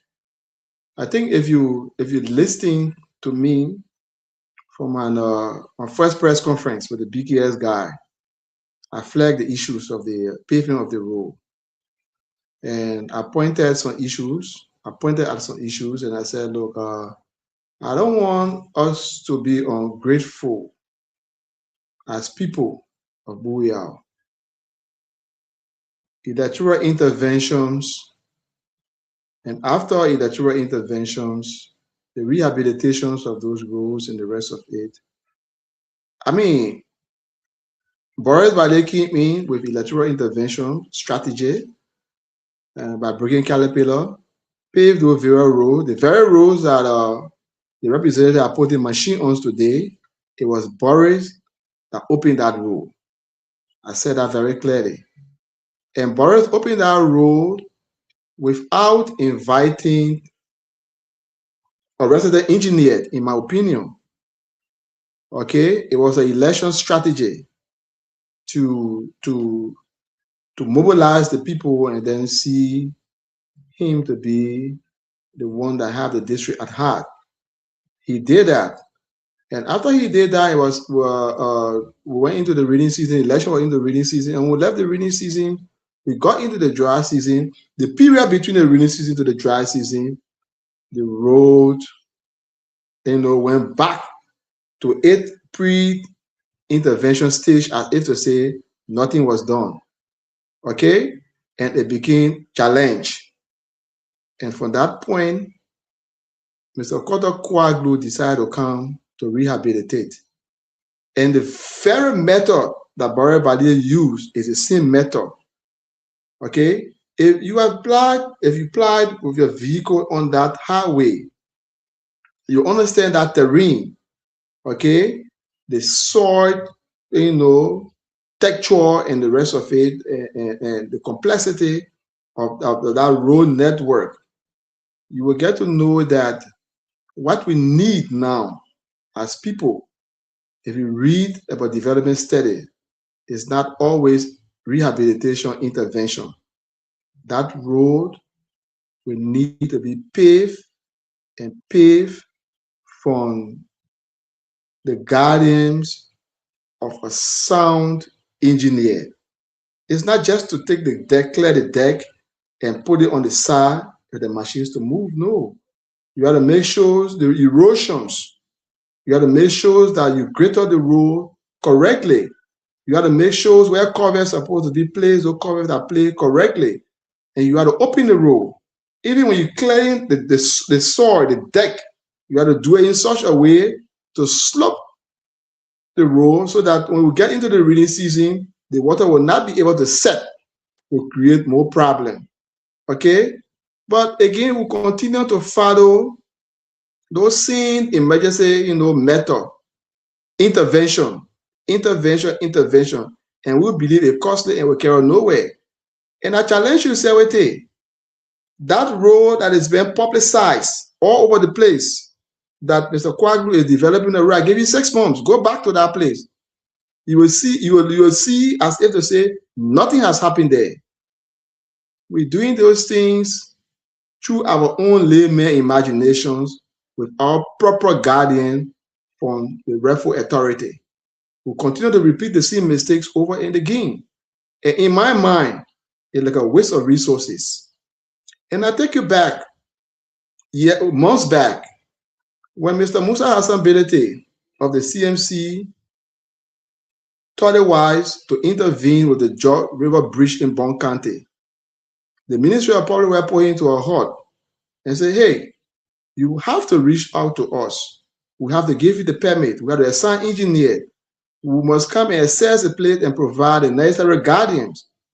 And because of the intervention of the Public Works Ministry, Musa Hassan Belete decided to pause the project and do the needful. And when Public Works gave him the go-ahead, the permit, the required qualified engineer was assigned to that project, and the ministry said, okay, hey, you can go along. But I believe, from heart of hearts, Mr. Kwaglu did not get the Ministry of Public Works involved. And I challenge him to tell me what is happening now. That temporary intervention that is happening now at that Gar River Bridge, I can challenge him through this medium to tell us the role the Public Works Ministry is playing there and who is the resident engineer that is assigned there and providing guardians. Then, of course, we will know and see where we'll begin from. They are doing those things by heart. The intent is good, but the procedure is wrong. So Mr. Yo, before you conclude there, right? My question is, have your team formally engaged the resident public works engineer? Because I mean, you are raising a very salient point, but my thing is, when you reach to this, when you reach to this level now, whether you have engaged the Ministry of Public Works or it's because if you say the rule, it's for the safety and you are just sitting on the social media, that's my question. Sewete, yeah. From my research, the Public Works Ministry did not give the permit for that road to go on. I challenged Mr. Kodo Kwaglu to display the permit that was given to him by the Public Works Ministry. No, I said you. Have you engaged the Ministry of Public Works? That's what I'm saying. For my research, for my fact finding, the Public Works Ministry are not giving him permit to go on with that work. I challenge him to show the permit tomorrow through a release. Thank you. Hello? I think for the benefit of the public, we can continue. Because let me tell you this thing with the Seaway. Let's take politics away from these things. When it comes to development, more especially infrastructural development, let us take political showmanship away from it. Let us do it well and do it for the benefit of the people.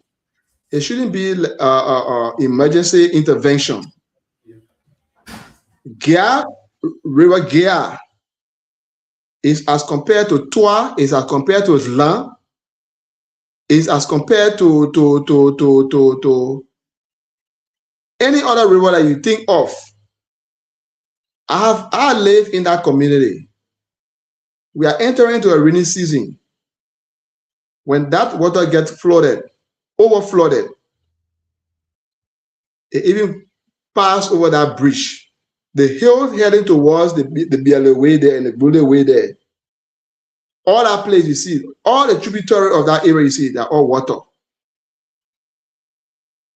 So if you have those intent, in my mind, you must be able to contact the requisite institutions with the statutory responsibility to provide guardians, so that when those things are done, they are done once and for all. There where I come from.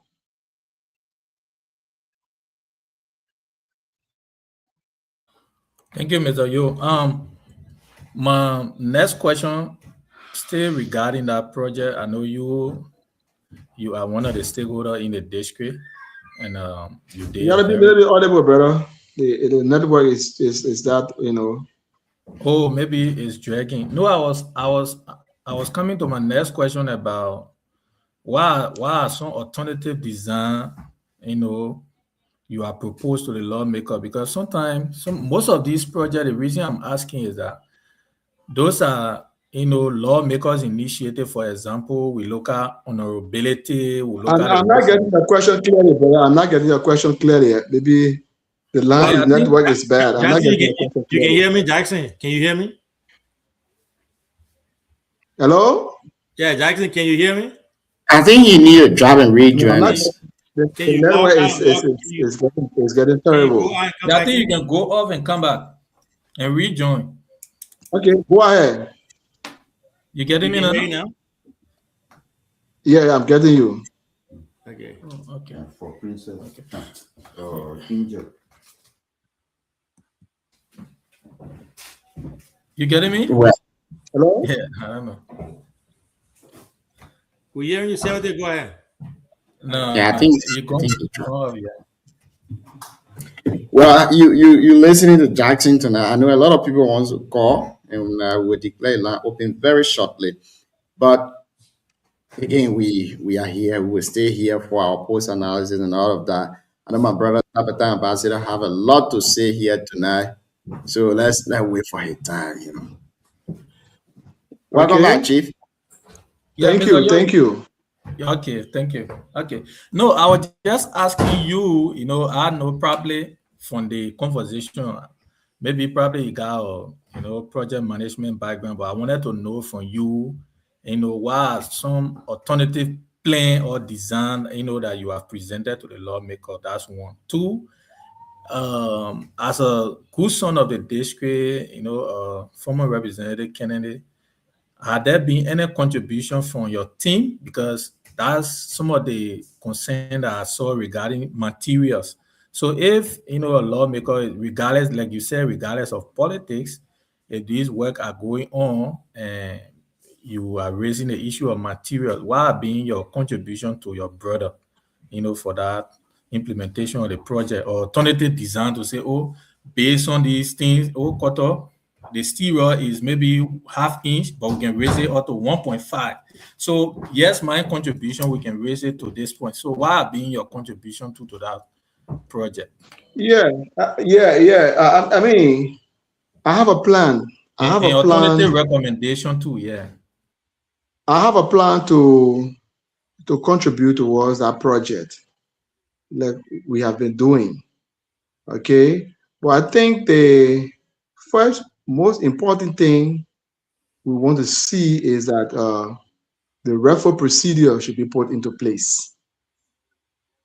And those are the procedures we are talking about tonight. So when that is done, automatically we'll make our own contributions, because I mean, we don't have to do some contributions towards, a project that we feel that the end result, will yield no fruit. Short term, yes, we'll realize the short term, and but the long term, there will be a challenge because resources are scarce. And what am I trying to say tonight on this show? Let us do everything we can. All of our effort now and moving forward should gear towards long-term benefit.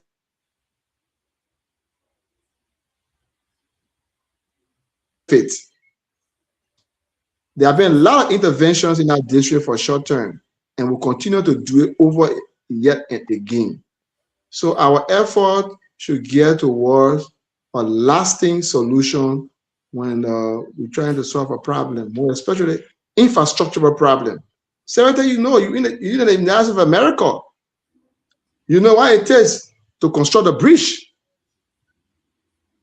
If you're talking about construction of a bridge, you know what you're talking about. Is that something where someone will just come and put log and put steel and just come and put, concrete over it? No. You are talking about addressing key infrastructural challenge. Even though nothing lasts forever. Like I referenced the Tua River Bridge. Have you seen the Tua River Bridge that IFA constructed before Bimini Play? Have you seen the picture? Have you seen the bridge that Musa Hassan Belede constructed in Lepula, the Islam Bridge? Those are things we are talking about. Our contributions, even our contributions, I mean, we have a plan to do so. It will take us nothing to contribute a few bags of cement and a steel rod. But we want the honorable representative to realize that indeed those things we are suggesting, you should listen to those things we are saying, listen to our suggestions, and let's get the institutions with the statutory responsibility involved. I know he from a house construction background, building a house, putting block together is quite different from building a bridge. So maybe the mentality for laying block to construct a house is the same mentality we want to take, on the other side. But those are two things. Being a house construction engineer is different from being a civil engineer that will design a bridge and build a bridge to last for some time. But let me come in there though, my brother. So is he building this bridge or he's just doing your finishing touches, right? Because my understanding is this bridge, the foundation of the bridge were already built by DRC or whatever firm. And they stopped halfway and he's trying to just do something on top of it to complete it. So I don't think he's building the bridge from the start. Is that the case? Complete what? Complete what? Completely. I like engineer. So I'm trying to be very careful. What? Because he was on the show the last time and he said, I don't know, I'm not going to go there. I don't want to misquote him.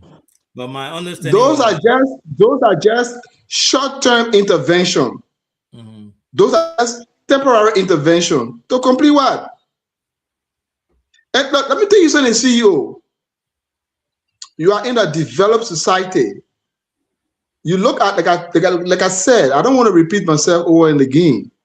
You see, Gia, River Gia is comparable to Islam and Tua. See what the representative is doing over there and see what was done by IFA and Musa Belete. Do your comparative analysis and we'll discuss it another time. from the footage you are seeing. I feel that those are just short term, and those things doesn't require short term. If you want to address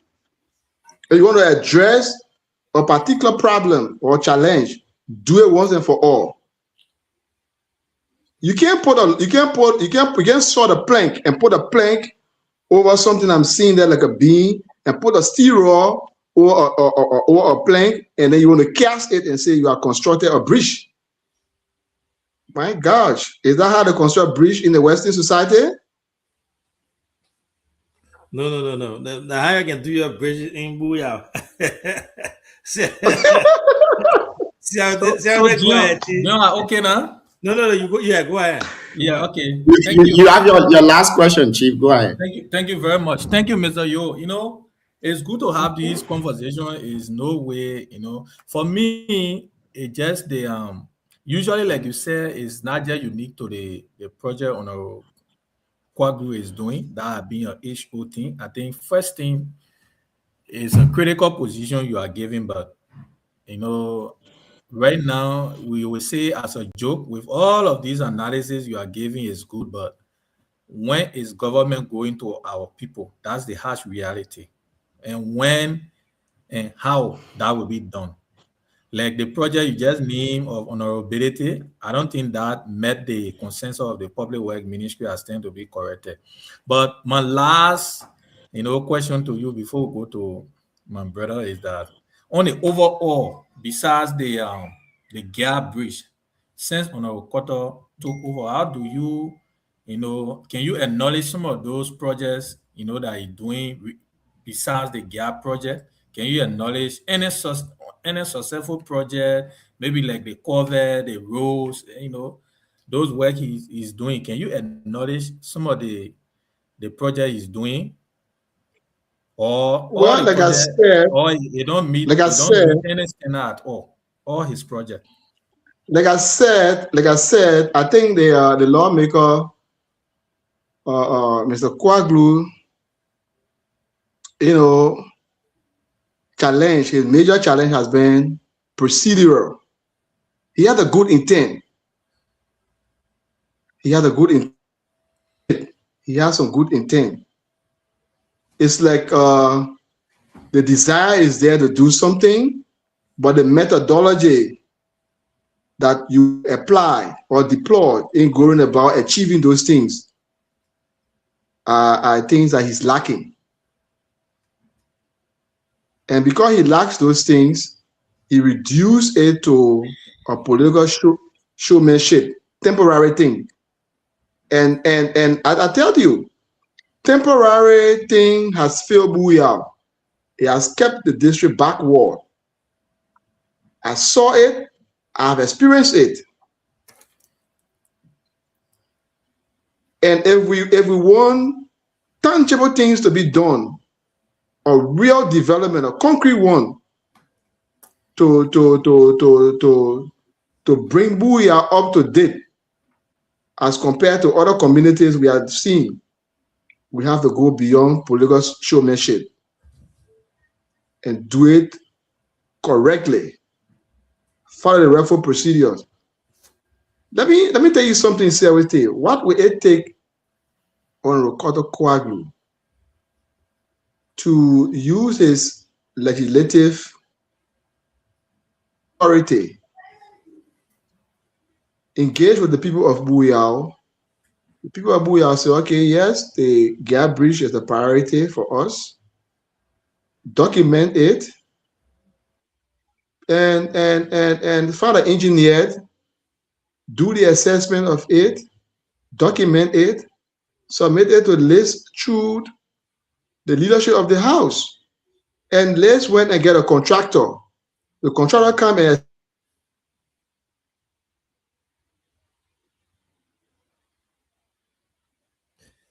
Contractor comes and do Yeah. You'll be calling a man. Yeah, I think I want about the phone thing. the line. I mean, and Les comes in and say, look, okay, we can go ahead and do this. And let's be the one to do that work. once and for all through the legislative earmark. Well, I think What difference will our it guest is make? experiencing some network problem. Okay, great. We can hear you. Welcome. What John, we difference? getting a guess. What difference will it make?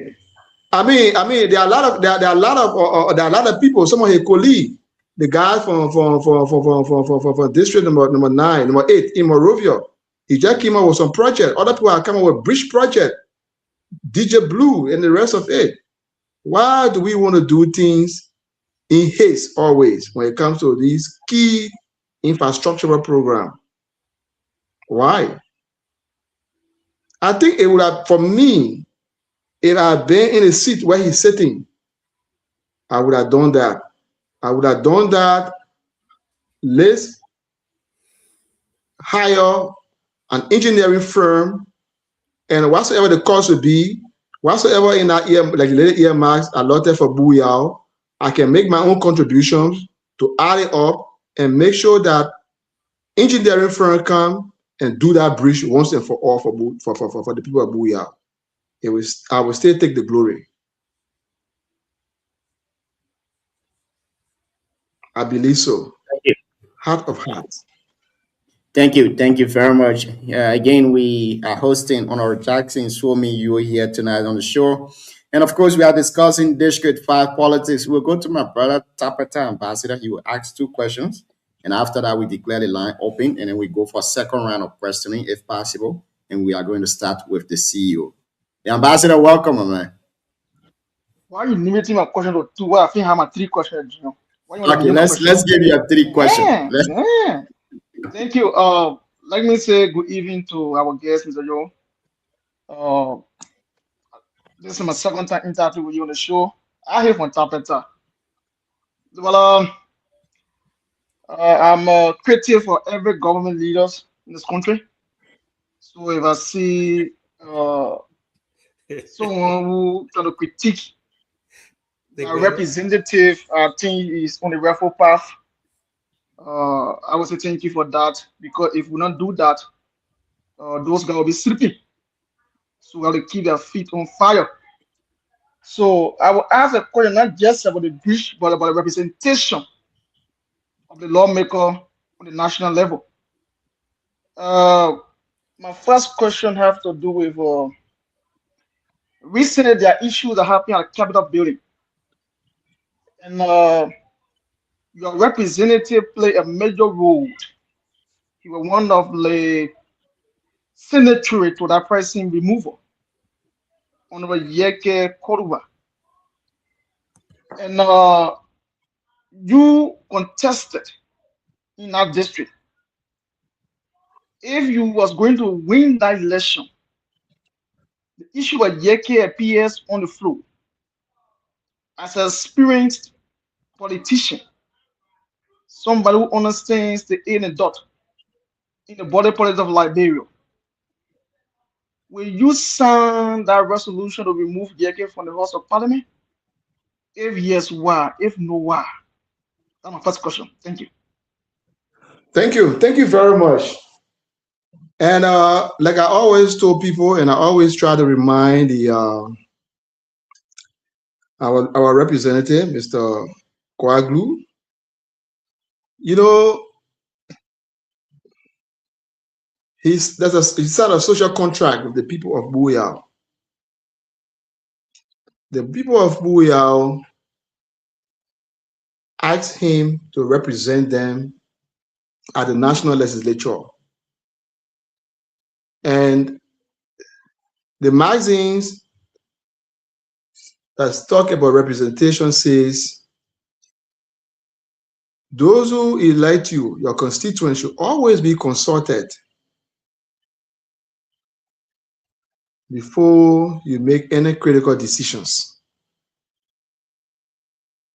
And the brother asked me about performance. How can I grade it in terms of his performance? I think those are some of the issues he is falling short. I mean, I followed the process from the start to the end. Our representative was one of those that were championing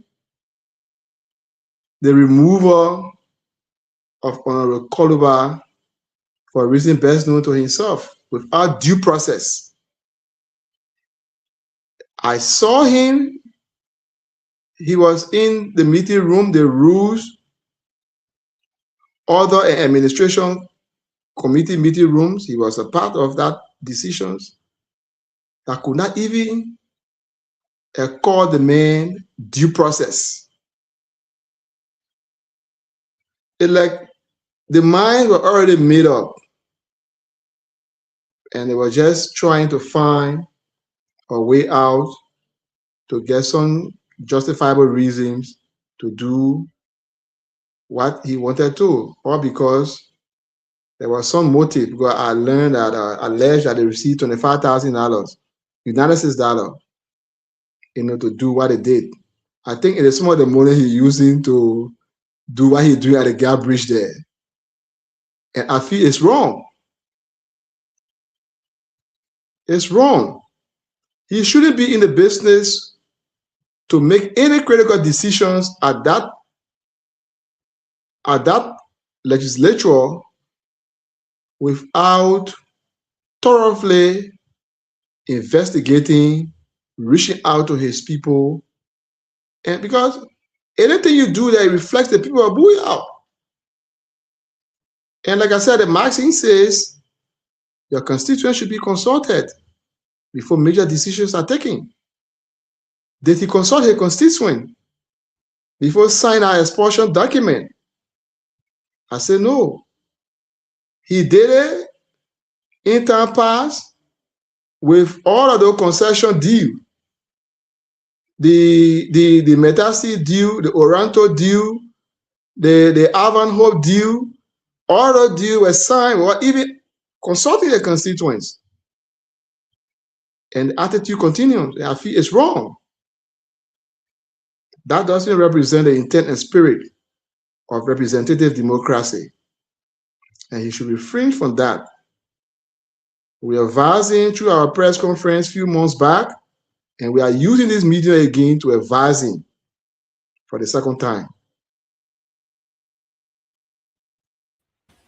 Okay, thank you for the answer. My second question will be squarely to Nimba. In district number 5, specifically Booyah, have never gone out of men. If you check the history of Nimba, men have come at district number 5. In recent body politics for the past 10 years or 20 years, you will need Senator Prince Yomi Johnson. You will need Samuel Gongwen Koga. Those are men that when they speak in Nimba people understand the list. When you do your survey on the regime in Nimba and Liberia, you will find opinions 55% or 45 to 55% will say the caucus in Nimba have become dormant. The caucus in Nimba have become bare ball to the VP. As former candidate, if you are going to win that election, to be seated now at the Capitol building, when you're going to be one of the bare ball in our common language English, to the VP, or you will be a critical person who will speak on behalf of Nimba. If you look beyond the corridor, the horizon of Nimba, the caucus in Nimba becomes dormant. The only person in your years, Musa Belede and Tamungbe. Rest of those guys, there are no more vocals. The concerted agreement with Asma Menta is so happy in our country. If you're going to be elected as lawmaker, are you going to be one of the bare board of the VP? Thank you. Well, the issue of someone becoming a bare board to people, I mean, orientation matters. There are people that went to look for a job that can be flip-flop, and some people are ideologically cleared from their own convictions, and they know the reasons for which they are going to occupy a particular job or take on a particular responsibility.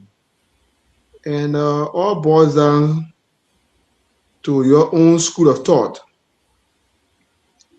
If you have not gone through the rank and file of that political school of thought, that training, that passion, love for human being and society, you will never have that courage to speak to power, to see things as it is and speak your mind plainly, regardless of the consequences. And we have never been part. I think the brother in their DK way should know our own political history and our background. We always speak to power. Even when I was in the president, senator, and the former representative office, I always speak my mind plainly. He can bear me witness to that. So even when I was heading the Zogia University students at the University of Liberia, and Wale Duna was our representative at the time, I always speak my mind on issue plainly with all fear or favor. So I'm just telling you tonight, it depends on your orientations and it depends what you stand for. A lot of people come to these schools with the mindset of they are going to find a job. And our representative has become a regime representative. Because if you watch him, the way he responds to issues, the way he proceeds, he's a complete majority black man. He's not man of his own. It's sad, it's unfortunate. For a man that was elected by his constituents and much is expected of in terms of representations, oversight, and lawmaking, to reduce himself to a bare ball, it's so sad. And I mean, I don't think those are the things the people of Buyao thought of to ask him to represent their interest at the legislature. Thank you. Thank you. Thank you. My last question to where you spoke from, if I may hold your answer constant. Are you convinced in a public manner that the people of Buyao make a mistake by electing honorable lawmaker as he Benton as regime lawmaker? Do you think so? Thank you. I mean, you don't have to hear that from my mouth. I mean, if you are following, what is unfolding at the legislature, within a short time, he was asked to represent the interests of Buyao. You don't have to be a rocket scientist, my brother. You don't have to be. You don't have to be. If you belong to the intellectual class, intelligentsia, not the ordinary peasants that go to the fund that does not know anything about governance, what is happening at the Capitol building, of course, you don't. But for where we are, that follow issues on a daily basis, I mean, you don't have to be a rocket scientist. It's sad. Thank you. Thank you very much. We'll go to DK. DK, welcome. You can ask your 2 questions if you are available. But now the lines are declared open. You can call us on +250-795-428-947. Again, +250-795-428-947. We have Honorable Jackson, you are with us here tonight. And we still have roughly 20 to 30 minutes with him. So you can call us and make your input, 1 minute each. After DK, we'll go for a second round of questioning. We'll ask one question. We'll start with the CEO, and after the CEO, we go to CIWT and the rest of the folks. DK, welcome, Chief. Let's hear you. Thank you. Are you hearing me? Yes, sir. Hey, how are you, veteran? You Suomi. How was the Unico election? No, the election is next month. Oh, yeah, that's good. I wish you all the well to see you as the next vice president for Unico. Yeah, the election is actually on the 24th of May in Iowa. Thank you. Yeah, so to be fair, they call him Yuogbe, they call him Suomi. Jackson is my very good big brother. or in school because of Booyah, we were on the other side, and when we started working together, he started playing the role as big brother, and since then, even when we were in student politics in the midst of our disagreement, he was still playing a role as big brother. For that, I respect him. And for the sake of what is happening in our districts and everything, sincerely, I don't have too much interest in Booyah for now. So, yes, I don't have too much interest in Booyah. Why you lying? If you get interest in Booyah, then we'll skip to that. I said too much. You scared. The whole Booyah, they don't want to talk, you scared. Yeah, so I scared out. I caught it, man. I caught it, man. That a brave man, eh? That a brave man who want to get on the front line. That is their thing. Yeah. Can we take this caller, DK, please? Yeah, take it. Go ahead, boss. Good evening. Okay, good evening. Let me say good evening to the panelists, and also good evening to everybody on the show. My name is Kindness. I'm Kindness Dewey. I'm phoning from Monrovia. Kindness, welcome. Thanks to you. Mm-hmm. Thank you. Thanks to you, Mr. CEO, for your tireless effort, to keep, informing us every time on this soon to be state broadcast. In fact, I will take over if I cross like that. So we are so proud of you. To the issues. Mm-hmm.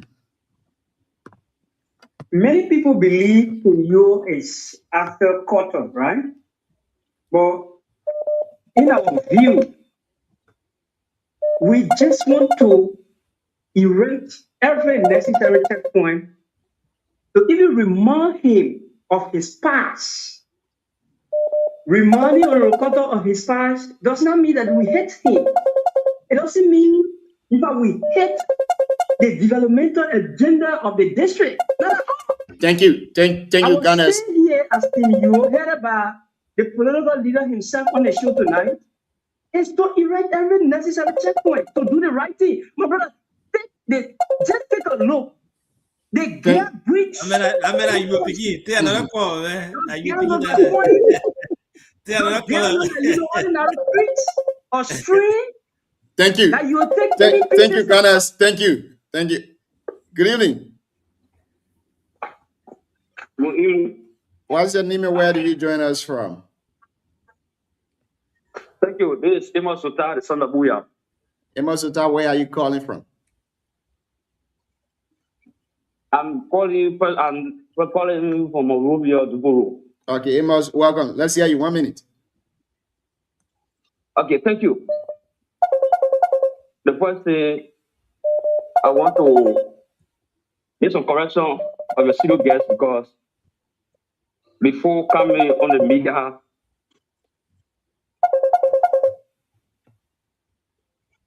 well, I think we lost Amos. All right, this person. Hello. Good evening. Good evening. What's your name and where do you join us from? Yeah, good evening. I'm Charles D. Desmo. I join you from Tinkerbell Community Monrovia. Charles, welcome. Let's hear you 1 minute. We got a lot of people calling tonight, so. Thank you. Let me go straight to the point, to the gap bridge issue. Mm-hmm. When you look at that gap bridge critically, you will see that what the people are doing, they are calling a death trap. It's a death trap for the people, for our citizens. You see, that bridge, that foundation, the foundation bent there before. The foundation that they laying that those pillars and the other things they on there bent there before. Mm-hmm. Today, assess that foundation well to know that this foundation is still guaranteed to be used to be cashed over.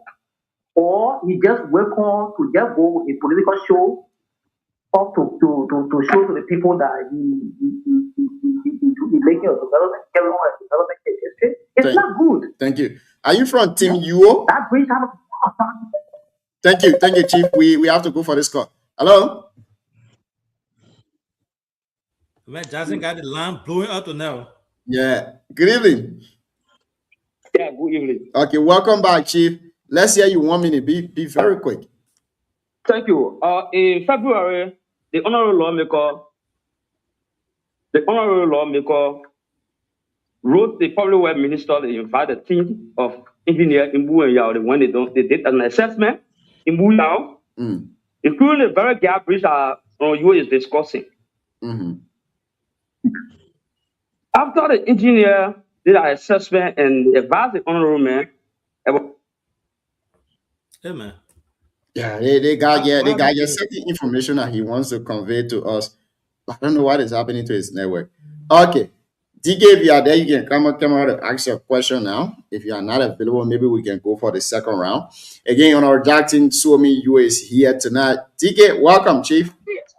Thank you. You know, Jackson a politician.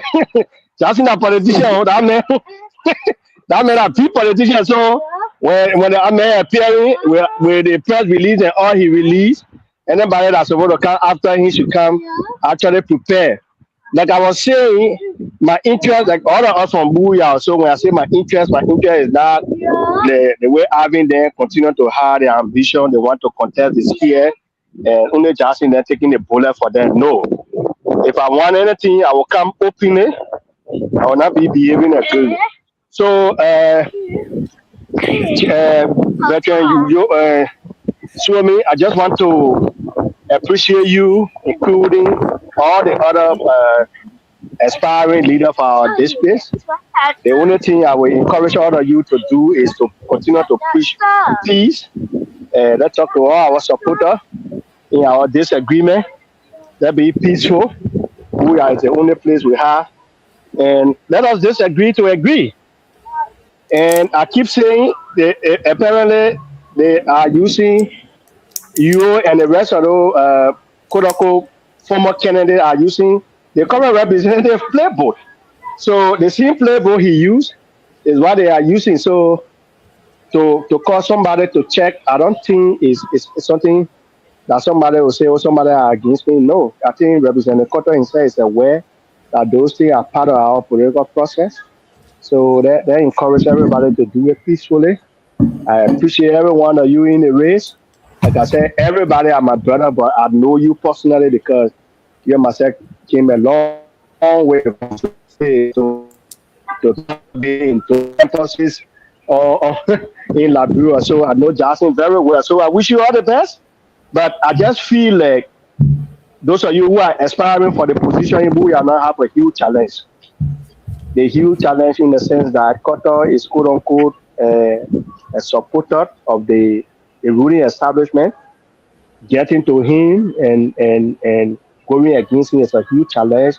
So if you guys are fragmented, everybody coming from different sides to engage him, I think he will still have the upper hand. So in order to really challenge the current representative, you guys need to coordinate very well. Other than that, I see him as a very strong force in the district. But who knows? Maybe in the coming years, also things might change.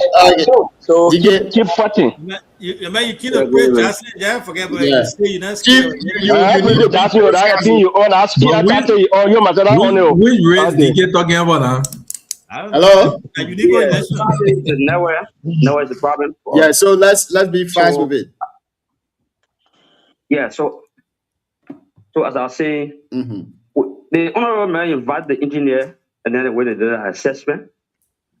Before starting that bridge, the resident engineer from Nima went with the honorable man in the district. So it too sad for you to say the resident engineer of Nima or the public work arm did not give the honorable man a go ahead to do that bridge. And to remind you, the lawmaker who discussed me is engineer. He knows.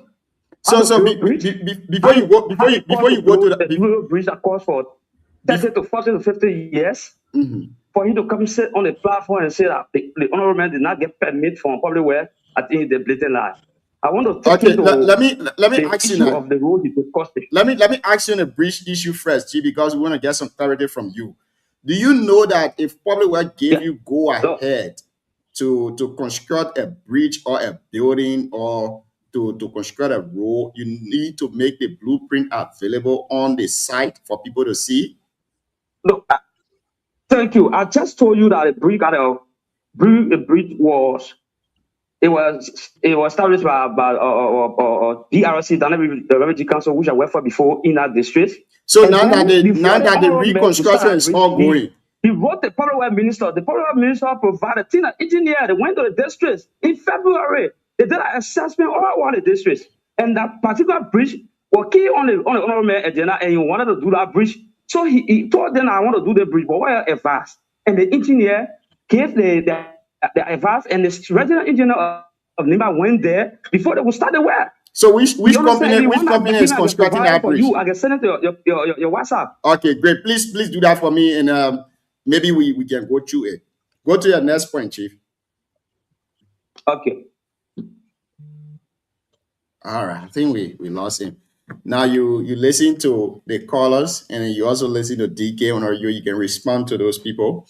And after that, we'll go for the second round. We'll be asking one question. So we start with the CEO. From there, we go to Siawete and the Tapeta ambassador.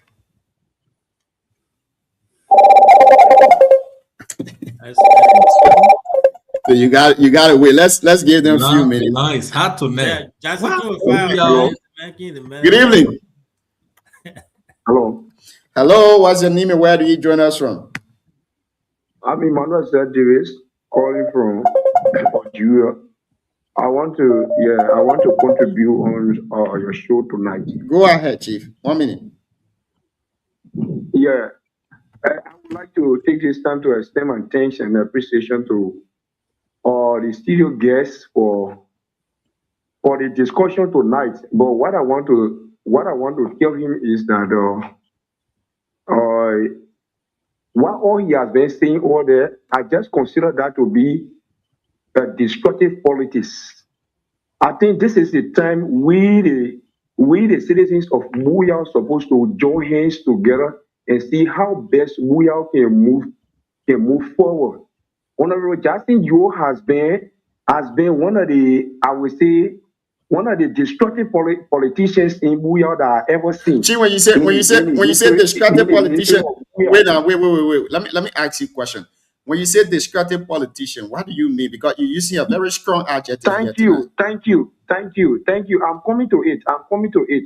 Yeah, I consider him as a destructive politician in the sense that whatsoever Honorable Koto has been doing in the district, then I monitor him from the start to the end, and he has not giving him the flower, or he has not told him, or he has not really applaud him for what he has done. And that's why you call destructive politics. And that's why you call destructive politics. I thought criticism is allowed in politics. Because destructive to me is destructive. Okay, thank you. What am I calling from? Is he from Algeria? Yeah, from Algeria. I think I have to apologize on his behalf because the word destructive politics, that was very harsh. Now you've listened to the callers. I think we'll take two more calls. And after that we call it a night. This person was calling me, but let me try to get back to that. We never had busy call line like this in a long time. Yeah, so I think we can take two more calls, and after that, good evening. What's your name and where do you join us from? As I said, Daniel, I joined the conversation from my Goloba Assembly second resident. Isaac, let's hear you. 1 minute, Chief. Let me appreciate the talk show host tonight, and let me appreciate your guest in studio. Mm-hmm. Brother, you see, when it comes to politics, let's not mix our feelings, our greed and jealousy with politics. Mm-hmm. Politics different. Buya is what we have. Buya is all we have. If you see development coming in Buya, there's a way you critique a particular development. What Jazzy you were sitting and talking, if you ever put it on your BTS locally in a district, just tell the people to call. Whether the peace projects are not guaranteed, they should stop it and hear the opinion in the district to see whether people will support what he is saying. Brother, that just make the politics in a way that is it because our people will support it? Is it because our people will not support it, or is the reality to criticize? that is guaranteed by engineer. You want to critique someone? How many projects you have in Booyah that you want to base on or want to argue on that? Want to depend on to critique We're someone? talking about the program, man. No, nothing Thank you. personal. You see, this is my problem with many of us, and I don't know. But again, that's politics. It's for all of us to discuss it. We don't discuss people's opinion. We go there to interject and make some points. And I think that's it for the call-in session. Mr. You're welcome. You can respond to all of those callers. If there is anything you didn't remember, maybe we can re-echo it to you. I beg you. Let this person be our last. Hello. Good evening. Hello. Good evening. How you doing? I'm doing wonderful. What's your name and where do you join us from? Ditch Brown. I'm calling from Morocco. Brown, welcome. Let's give you 1 minute. What's your take? Yes. I'm monitoring the show at my house. I'm listening to some caller, calling, using some words on the studio guest. My point when I'm looking at the whole discussion is about the safety of the citizens of that district.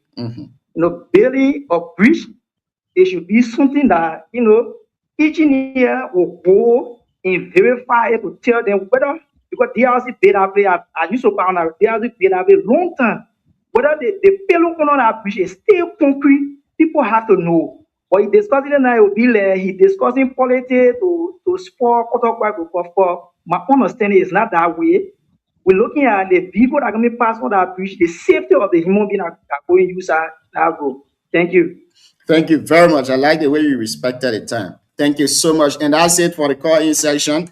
I don't know whether we will go for a second round of questioning here, but I think, guys, we have to let our guests to go. So, Mr. You can respond to those callers.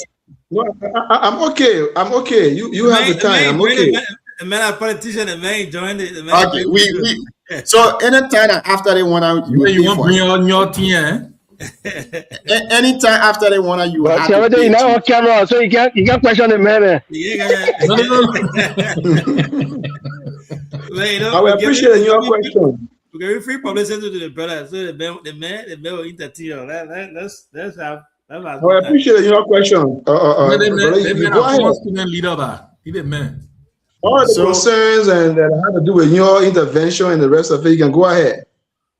Okay, but respond to those callers first and respond to DK, then maybe we can go for at least. What did DK say? What did DK say? What did DK say? Hold on, let me repeat. The thing I said to Mr. Yu was, the thing I said to Mr. Yu was going against a sitting lawmaker that is heavily supported by the ruling government. Is a challenge, and when opposition to him are men, the likelihood who are him winning the elections is very possible. So what is Veteran you doing? At least to bring all the opposition to our current lawmaker together, at least so they can have one or two candidates against him. Anything outside of that, I believe with all the support he's getting from the current establishment, he might maintain his seat. Okay. That was my concern. Let me tell you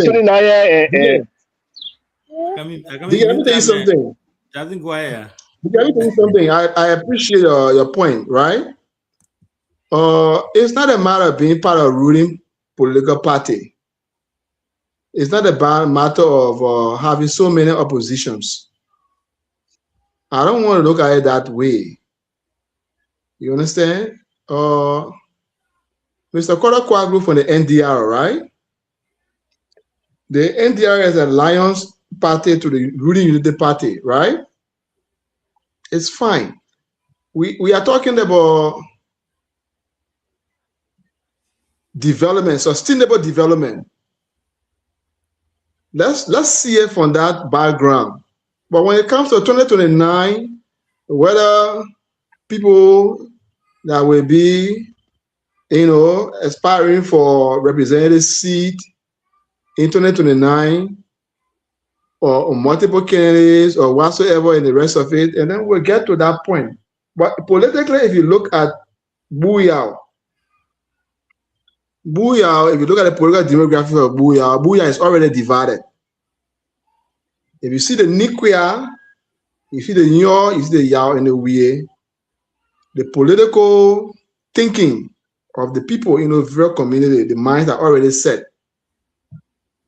So maybe the ruling party will do everything they can, but your engagement as an individual candidate, qualified candidate in the process will matter, in my opinion, more than being aligned with ruling party.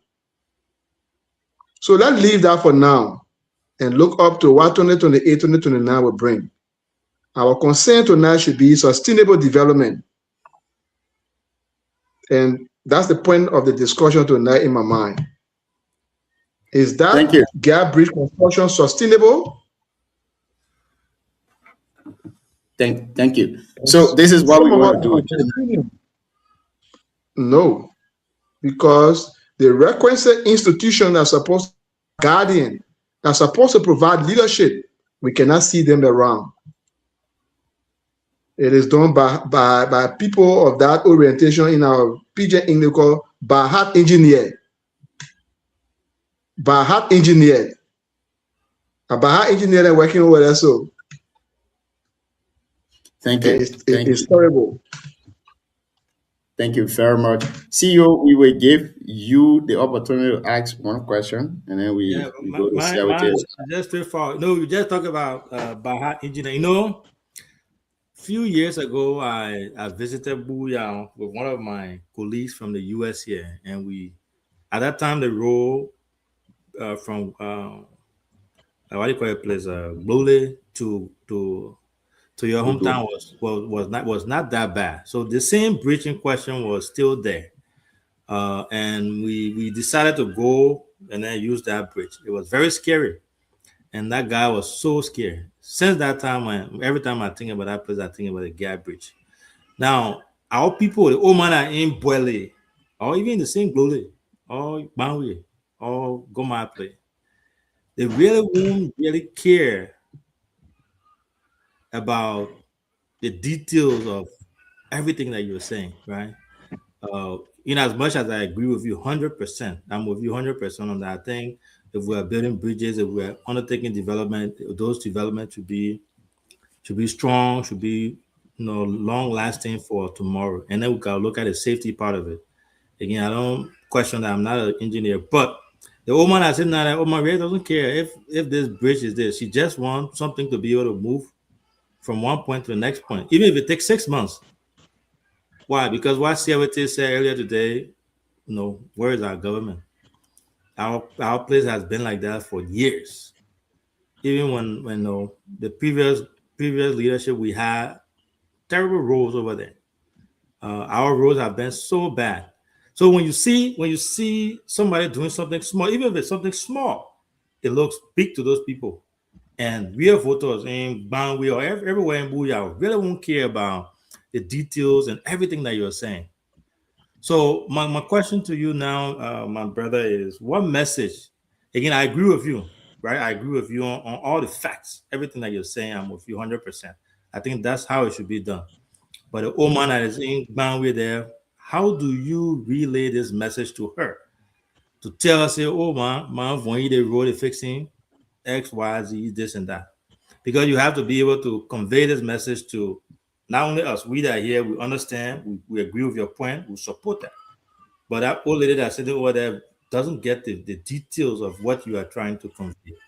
So my question to you now is, how do you balance the equation? How do you send message to our people saying, this is good, but we got to do it the right way. There are risks to it, without you making them feel that you are somehow, because that's the politics on the other side. Because you're trying to obstruct development. So how do you walk that fine line without stepping on other people's foot? Thank you. Thank you very much, brother CEO. I mean, the issue of how can we convey the message back to our people back home? Mm-hmm. I mean, it's challenging. The reason is that, our ordinary people back there, they are craving for development. They want to see things. They want to see improvement in their lives. Mm-hmm. And they are not sophisticated enough to differentiate, you know, durable for non-durable, you know, development effort. So like the person is thirsty, right? They want to drink water, but they are not looking at the quality of the water you're giving them. Or all they want is to drink water. So for us, we believe that we should be the voice of the voiceless. So whosoever that want to intervene, intervention should be tangible, it should be sustainable. So I think by then seeing us as a mirror, these things we are telling them is, look, yes, you have the intent is good, but the way in which you are going about to make these things happen, there are some procedural error that improve on these things, that make them more better. Because if we improve on these things, these ideas, to make it more better, it will benefit all of us. It will be something lasting, and our people will enjoy it. What use will it be if you do something temporarily for 6 months, less than 6 months, 7 months, and then you start experiencing pop holes? You start experiencing, you know, another damage. What becomes of it? I know the difficulties our people are faced with because they are yearning for these things. So to tell them, you know, that, these things are temporary and we want something, you know, for our own cycle, level of understanding, striving for excellence, and the rest of it, our people are not sophisticated enough. They are yearning for these things. They are tested for these things. They want it. Whether it can be substandard, they want it. But at the end, we justify the means. So the best thing we can do, to be very earnest to you, is to always be there, engage, you know, our partner, engage our lawmakers, engage whosoever, you know, philanthropists that want to get involved in those things to make things happen to our people. Let them not do that from their, you know, low level of understanding of those things, but let them look at the future. Let us do it in a way that it will last and the people will benefit from it for some time, even though nothing lasts forever.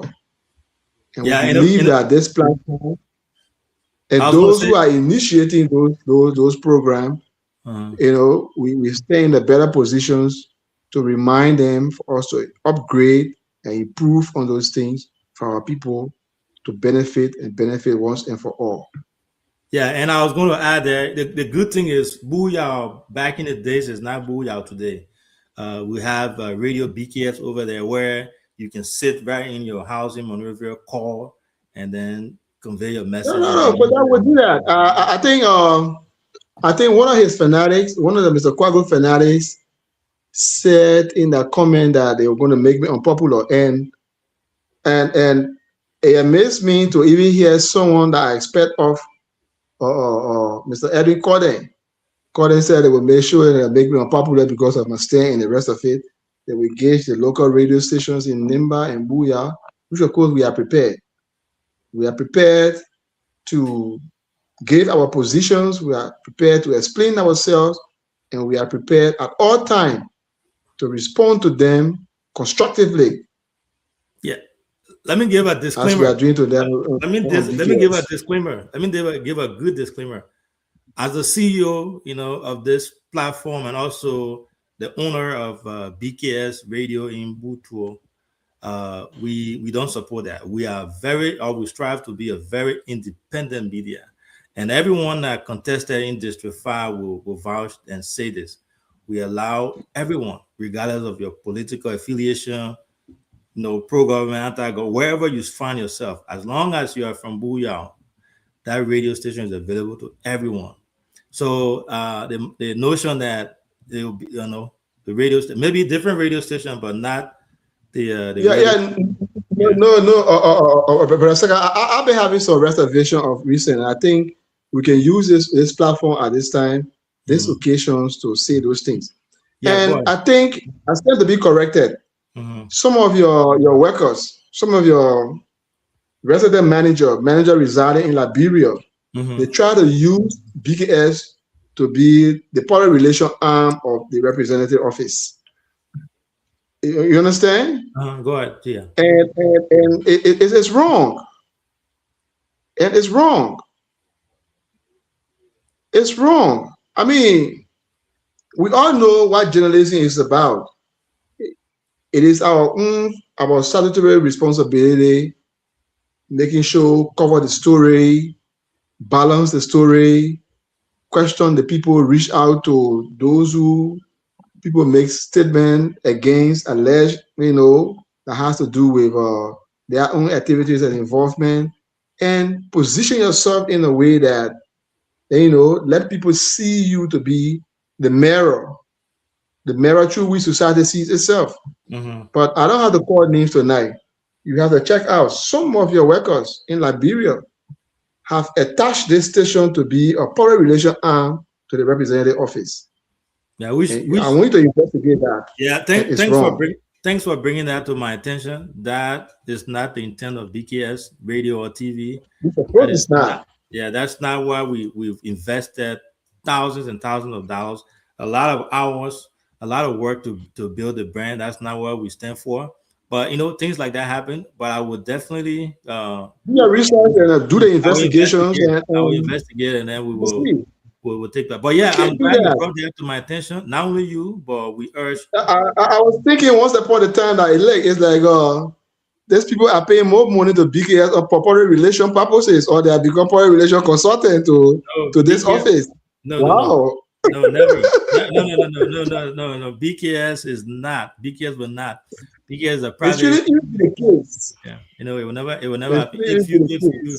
If you before I go to the other guys here, without us boring our stuff, but if you follow BKS track record when it comes to Booyah politics, even Nimba senatorial elections, you will know that BKS has always been that medium in which people go to convey their messages. Even opposition will use BKS as the only place to be able to go and work. The current lawmaker also use that, you yourself and everyone else. So, but I urge all of you, when you see it, you let us know. You are my friend, brother. We go way back. You convey that to me both privately or publicly, and I will definitely I'll take that into serious consideration when investigating. But I'll start there, and then we can talk that offline. Over to you. Thank you. I think we might need to let the guests to go. We've gone above our 2 hours here. Yeah, can I say something on the BKS thing? Go ahead. Okay, go ahead. You hear me?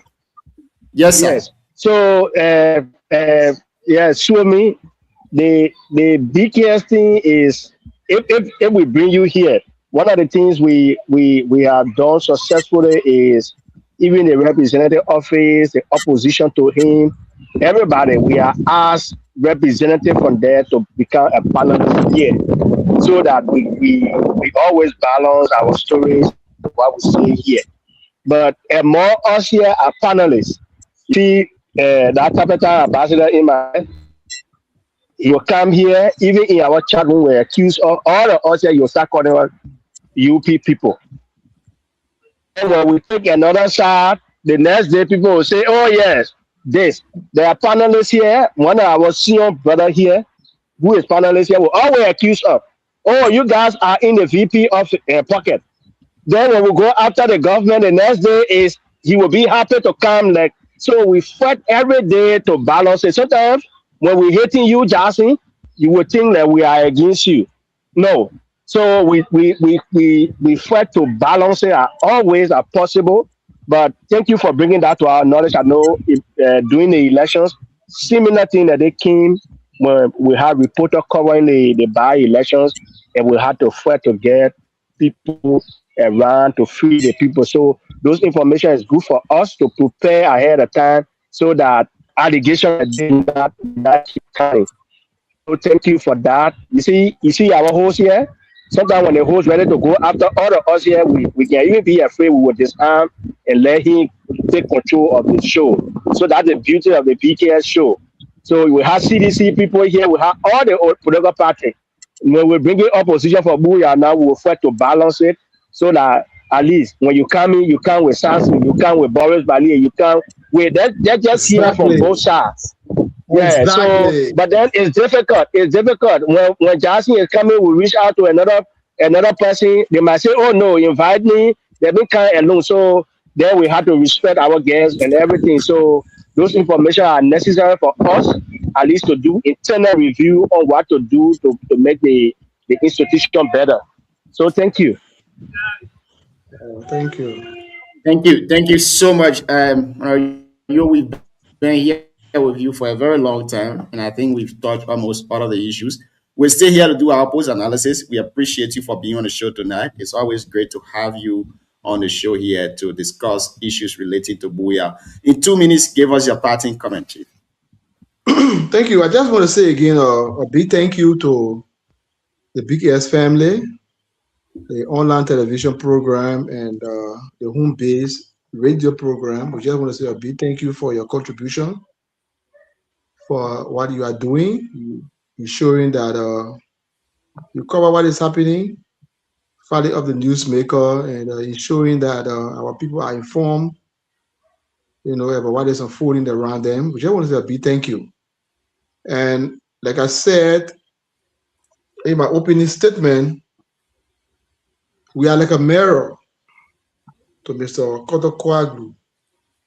He should remember that when he was in opposition to the current senator, then representative, he flagged so many issues.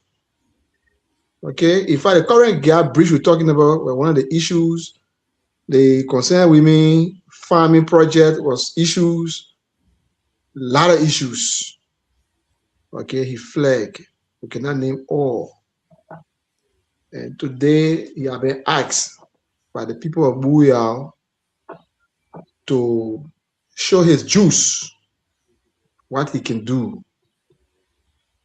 And we're trying to remind him of his manifesto, what he told the people of Booyah he's going to do.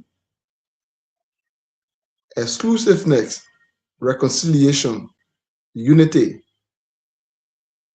Those should be the hallmark. And I also want to urge him, doing these things unilaterally will not help the process. I want to use this medium to urge him, let us go back to this district development sitting. He should take the leadership, convene district development sitting, let the youth, the student community, the elders, the women group, all citizens from all sections within our district should be part of this developmental agenda. With that, I think we will make progress. What will it take for Mr. Koaglu to convene a district development sitting where issues unfolding, development issues and the rest of it, the needs and aspirations of the people to be identified by consensus building and the way forward? What will it take him to do? To do that? Nothing.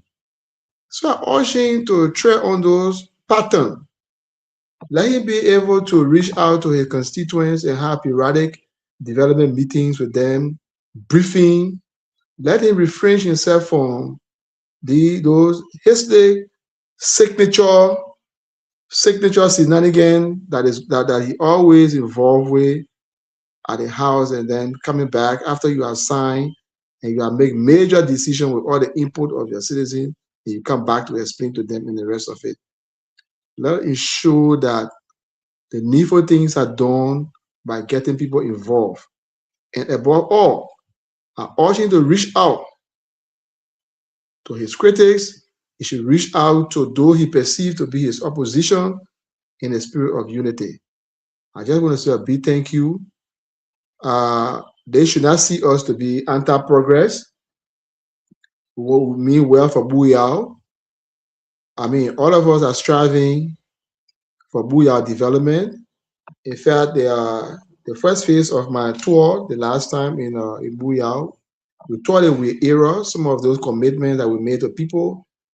We reached out to the people like the Beda Tour Health Center, maternity waiting room. We contributed 50 bags of cement as our own effort and commitment we made. We went to Near Tour, we went to Bipley, and we are planning another tour in the Yao area. And some of those commitments that we made in Lepula, in Yao Nyale, in Manple, we're going to reach out to them. We should see one another as partner in progress, but not as enemy, like some of his supporters and other people perceive us to be.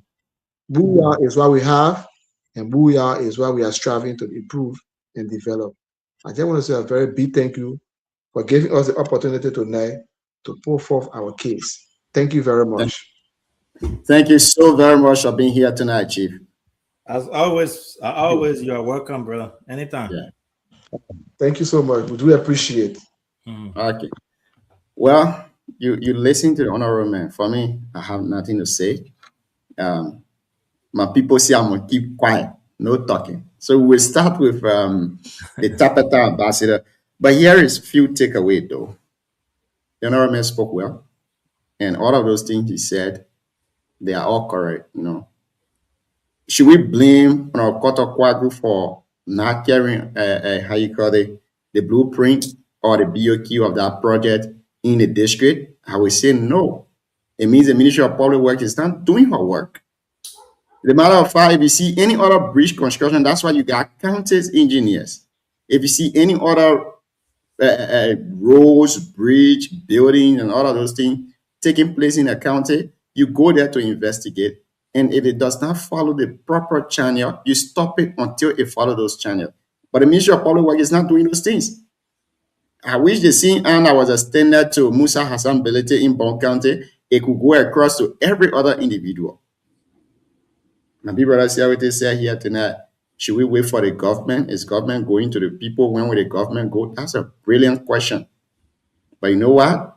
The only people that will push the government, the executive to do those things is the legislature. What becomes of the legislature nowadays? I thought you were going to say again. You ain't going They all bow down to the executive. Nobody want to talk. You see? But so nobody going for the executive. No.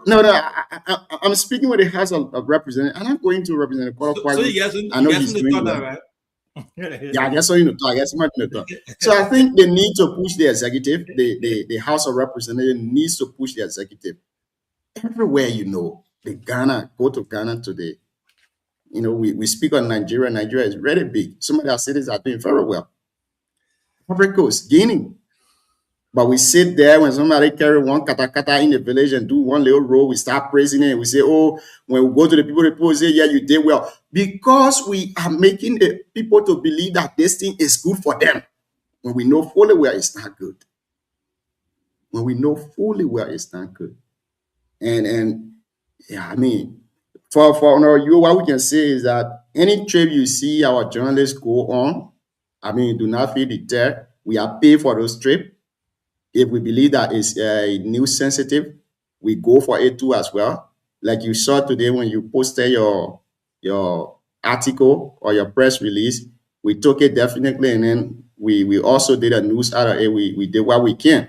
So the fact that you keep seeing Koto Quadru information on our page, most of those things are paid for, especially the trip he took to the district. He asked for our reporter. We sent someone there, and it's paid for. And as you know, in business, when you pay for something, we have to do the work. So it doesn't mean that we are serving as public relations arm to any other politician. And I hope you understand that in good faith. The ambassador, Chief, let's hear you. Let's give you 3 minutes, and after you, we go to CIOT, the DK, and the CEO take us home. Thank you. So I will just focus on our closing on the presentation with Daphne. And then make a different thing to say allow or go, then you come with a different thing. DJ, wait. I'm asking question because this is our closing statement. Let me So you have your 3 minutes. By the time you get to say all these things, go ahead. I mean, okay, thank you. Wait, I'm asking Junior, just give me chance now, people. you can go to whichever topic you want to go to. Thank you, Junior. I know you the party people want to hold me now. They will not say stop what Omar said today. I will still repeat it. You know, he presented well.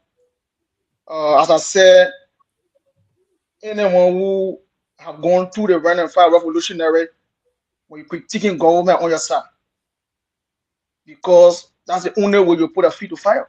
Any government? Any government. Even see the time I posted to go again, finance minister, I did it twice. So the issue here is, Junior, the government only knows opposition. If that thing of Musa Bele today, they will stop Musa Bele. I'm not afraid to say it. But again, it's their own child. They will not say anything. That's the kind of society we have. That's the kind of society that has been created. When it is there, it's 100% correct. But when it's poor or picky, it is bad. And I expect my dear brother here to have a sip energy here, digging hard before the critiquing Musa in Bonkante. So do the same tonight. But they will not do it. Because the men have become a regime lawmaker. So nothing bad happened to it today. But if that thing would be Musa Bele time today, the government who are going in to have release on it.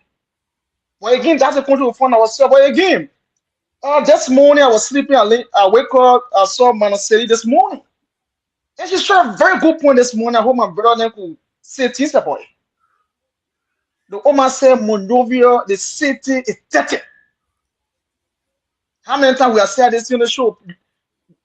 You people said people were working, they were cleaning the area. Now if one person has said it, you see them to the bringing release some picture on the street. The woman said, "Sit there, not just move us the street alone, go to the communities, garbage all things around." But yeah, they said move it clean. You see how this dreadful the woman spoke today. That's not the end, you know. The woman also told her, "Boaka can't speak to her, your former boss." But still they had a better agree to say on the show, "Oh, they have good relationship before." The thing we said 3 months ago, see what about the relationship between the former president and Boaka. You said have good relationship. Just so happy today. Boaka is a leader who grudge against people. Boaka is a leader who don't forgive. Your former boss. You don't call the Omar. You don't show our birthday. I'm not bothering to go because we are going there. You want to go show ownership too. I think you'll go to the Omar house. Is that kind of society we are in? But again, that's the country we find ourselves in. And again, our VP sat on EOBC about the concession agreement issue. Today, the Omar said it. It's an issue out there. Enough for me. If you're the party people. Because Omar is not a citizen. She is a member of the Youth Party. And she said it today. How many of them will have the simple agree to say, yeah, Omar, the only thing they'll do to down the show, trust me, they will say that thing Omar says she was there, you not do it. They will say it to the show. But they will not accept what Omar has said.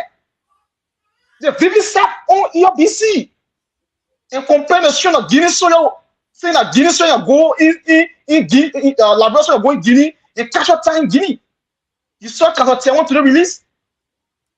Our national leaders that we said here will defend our people.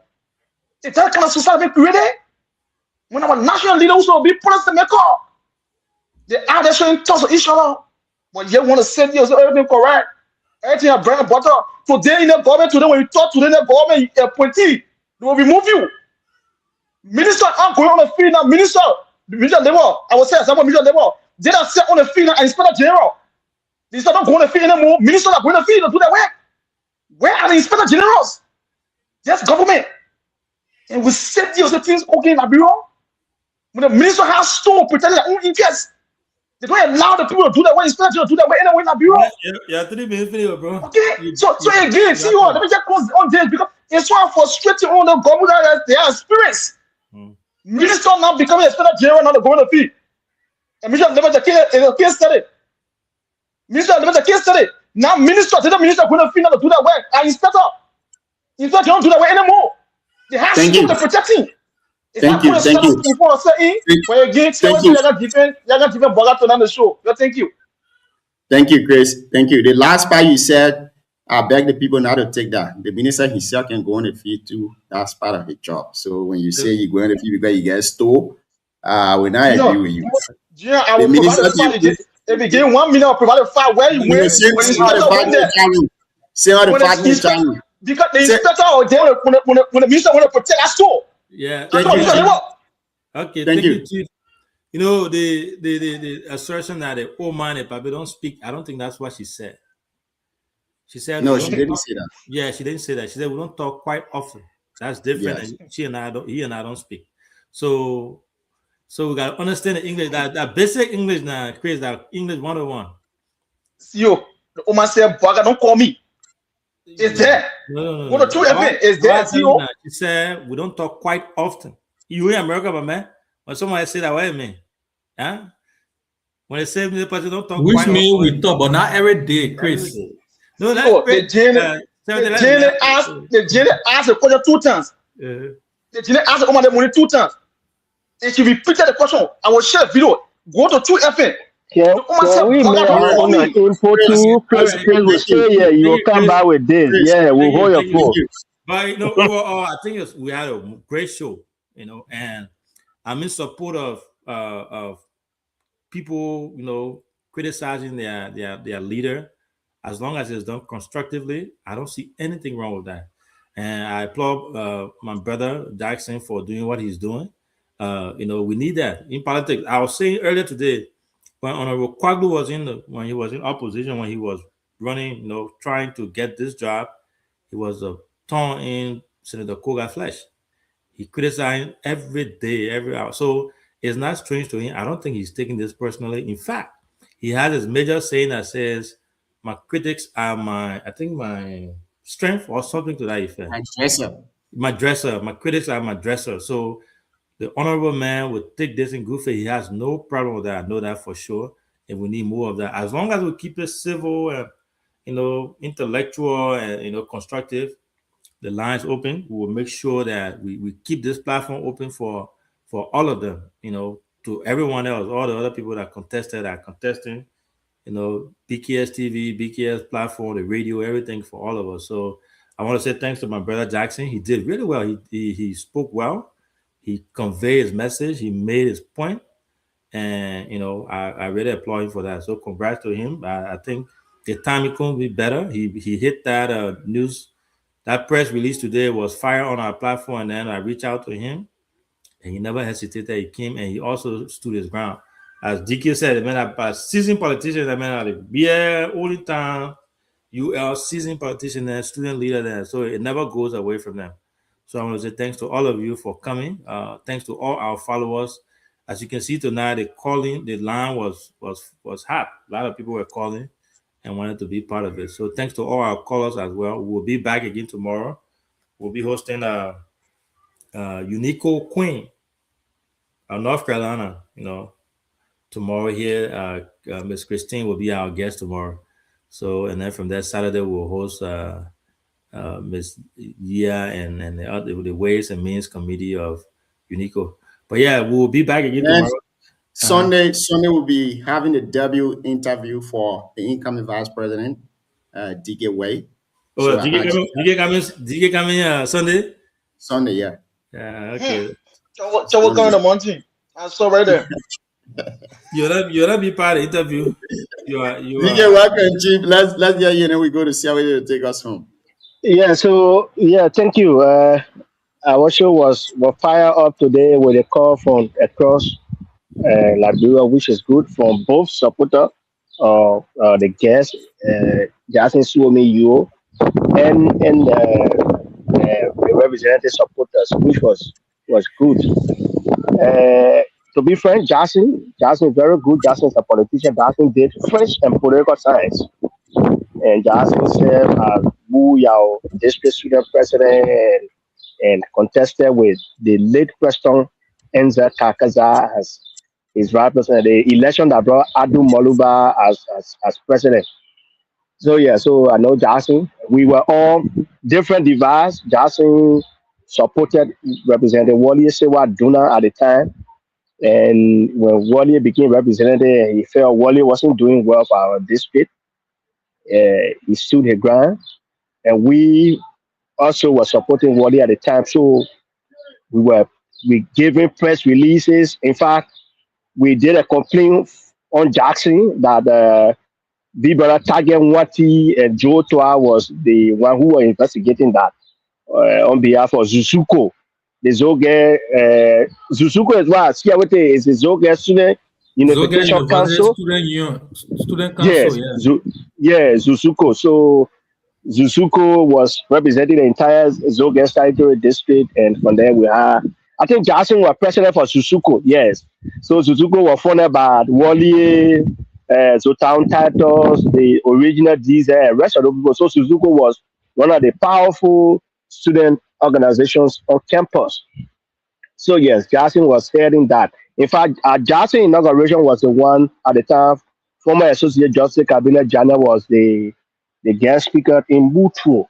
So Jackson is good. But overall, I think if I'm contesting in the elections, I will be the Jackson. If you are contesting and you want to contest for the seat that the current representative is occupying, you need to make your presence felt physically and through other medium. And Like now you gotta do it now. yeah. So which is a fine strategy for he and his team. I don't think the lawmaker is against that because, like I said, they are using all of them are using the same playbook. So yes, in fact, those guys will even be analyzing his speech when the representative appear on any radio station anywhere. They need to be analyzing that. They do that in America. So every day they need to be strong and they need to be visible. So yes, I don't have anything with against that. And Representative Carter himself, I think he's aware that once you occupy that position, you will be like that. I used to be Jackson and I working in Koga office, like he said. Jackson was the resource officer when I was serving as political officer. And so Jackson and I used to say the thing all the time in the office. This office, because there were people there when they criticizing Koga, they used to have issue with that. We said, no, if you don't want their position, get the people position and go. And so we said those things in open. We said it to the lawmaker at the time, and we were very open with that. In fact, most people could not agree with us. The only person that used to say, "Oh yeah, I'm only here for my pay," that now used to be too vocal, but he used to play low was Aloysius Booming. So yes, I remember Jackson I did an analysis and all about the office and the representative at the time. Didn't take it lightly. So yeah, Jackson is open, and we need to be open. When we were there, all the attacks came towards us, and we had to defend the office, the image of the office, and everything. So I expect other people to do that. So if he's the only lone voice, it's fine.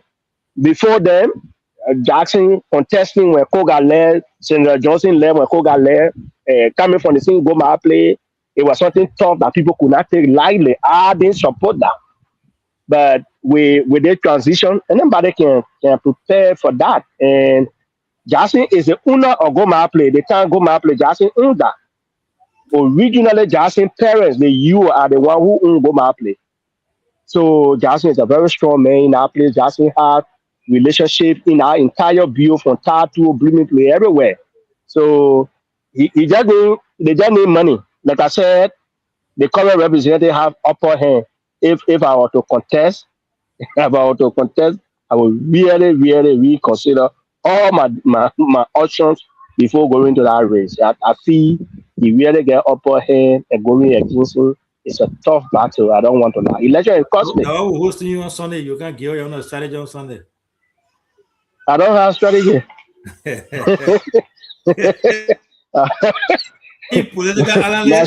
my strategy is sitting down right there, so I don't have to. Anybody want to interview me, try to see how it is. I don't like crazy there who doing chameleon thing. They show their face here. They on the other side, no. And just to crack a joke, the few people that they can call me. The last time I spoke to one of PCs, very close to DKO, and she told me DK don't get team, so I'm not on his team. maybe he can try next time. He can go build team. I was like, But man, don't be talking that thing on our platform. We can be put you the But, back. No, that's true. but that's a That's cool. true. That's a cool.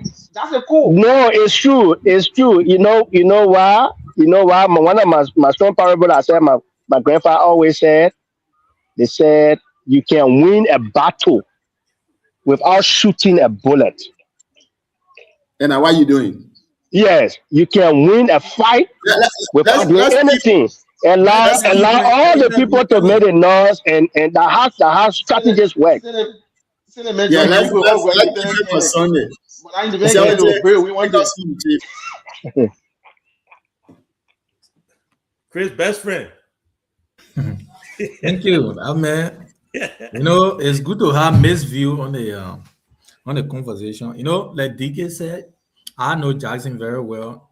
When they talk about the progressive Zoga politician, young politician after the likes of the Sion brothers, I think he's very strong. I mean, he's making a lot of sense when it comes to the bridge construction with no, I mean, side to take for me. But what I would say, or what I said tonight, I'm unapologetic about this, because when we reach to this point, I think it's a critical time now, you know, in our society that it requires support. I mean, the political side will be there, people will criticize and all of that, but when is the government of Liberia, CEO, you know, and I know we apply on that road so many times. We did business in our place, you know. The Gap Bridge have been one of the death trap for the people on that route. And to see Qatar carry on that project is a lot of resources, it's time. And I think the first thing is they should acknowledge the fact that he's engaging to that kind of huge project because it's capital intensive. And you see the gentleman himself, you know, he made a lot of revelation, but what actually surprised me was even before Qatar became representative, he did a lot of project in our place, constructed covered many bridges and stuff. And then the current road construction in our place. He made example, he set an example on honorability. The bridges on honorability, you don't get, I mean, permit from public works. I stand to be corrected. It was just the bridge in Bon County that raised that eyebrow because it's a very huge bridge. I stand to be corrected.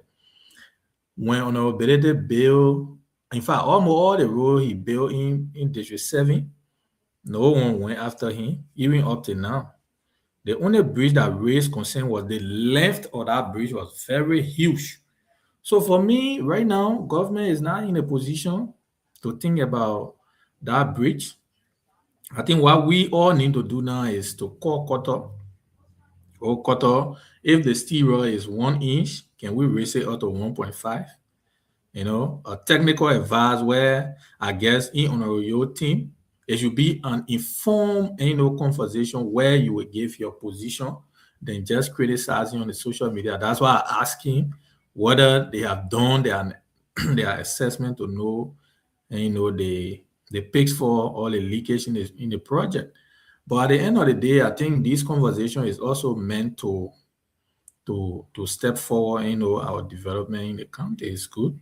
It's good to criticize because for them, he's the main opposition, one of the key opposition to, on our Kwagu, and he's making a lot of sense. I don't think it's the issue of criticism is wrong. No, that's what also built, a leader. So I think Qatar 2, he should take it in good faith and correct some of these things.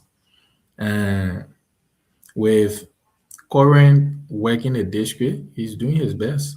Today, most of these roads are opening because of Qatar. How many pricing? Right now, you look at the prices of fuel. Everywhere in the world is skyrocketing. But in his little resources, he's doing that. I think we should first acknowledge, the good work, support it, and then we all find solution to where, the leakage are. But when I listen to, I think tomorrow we will talk on it a little bit with the issue with President Salif.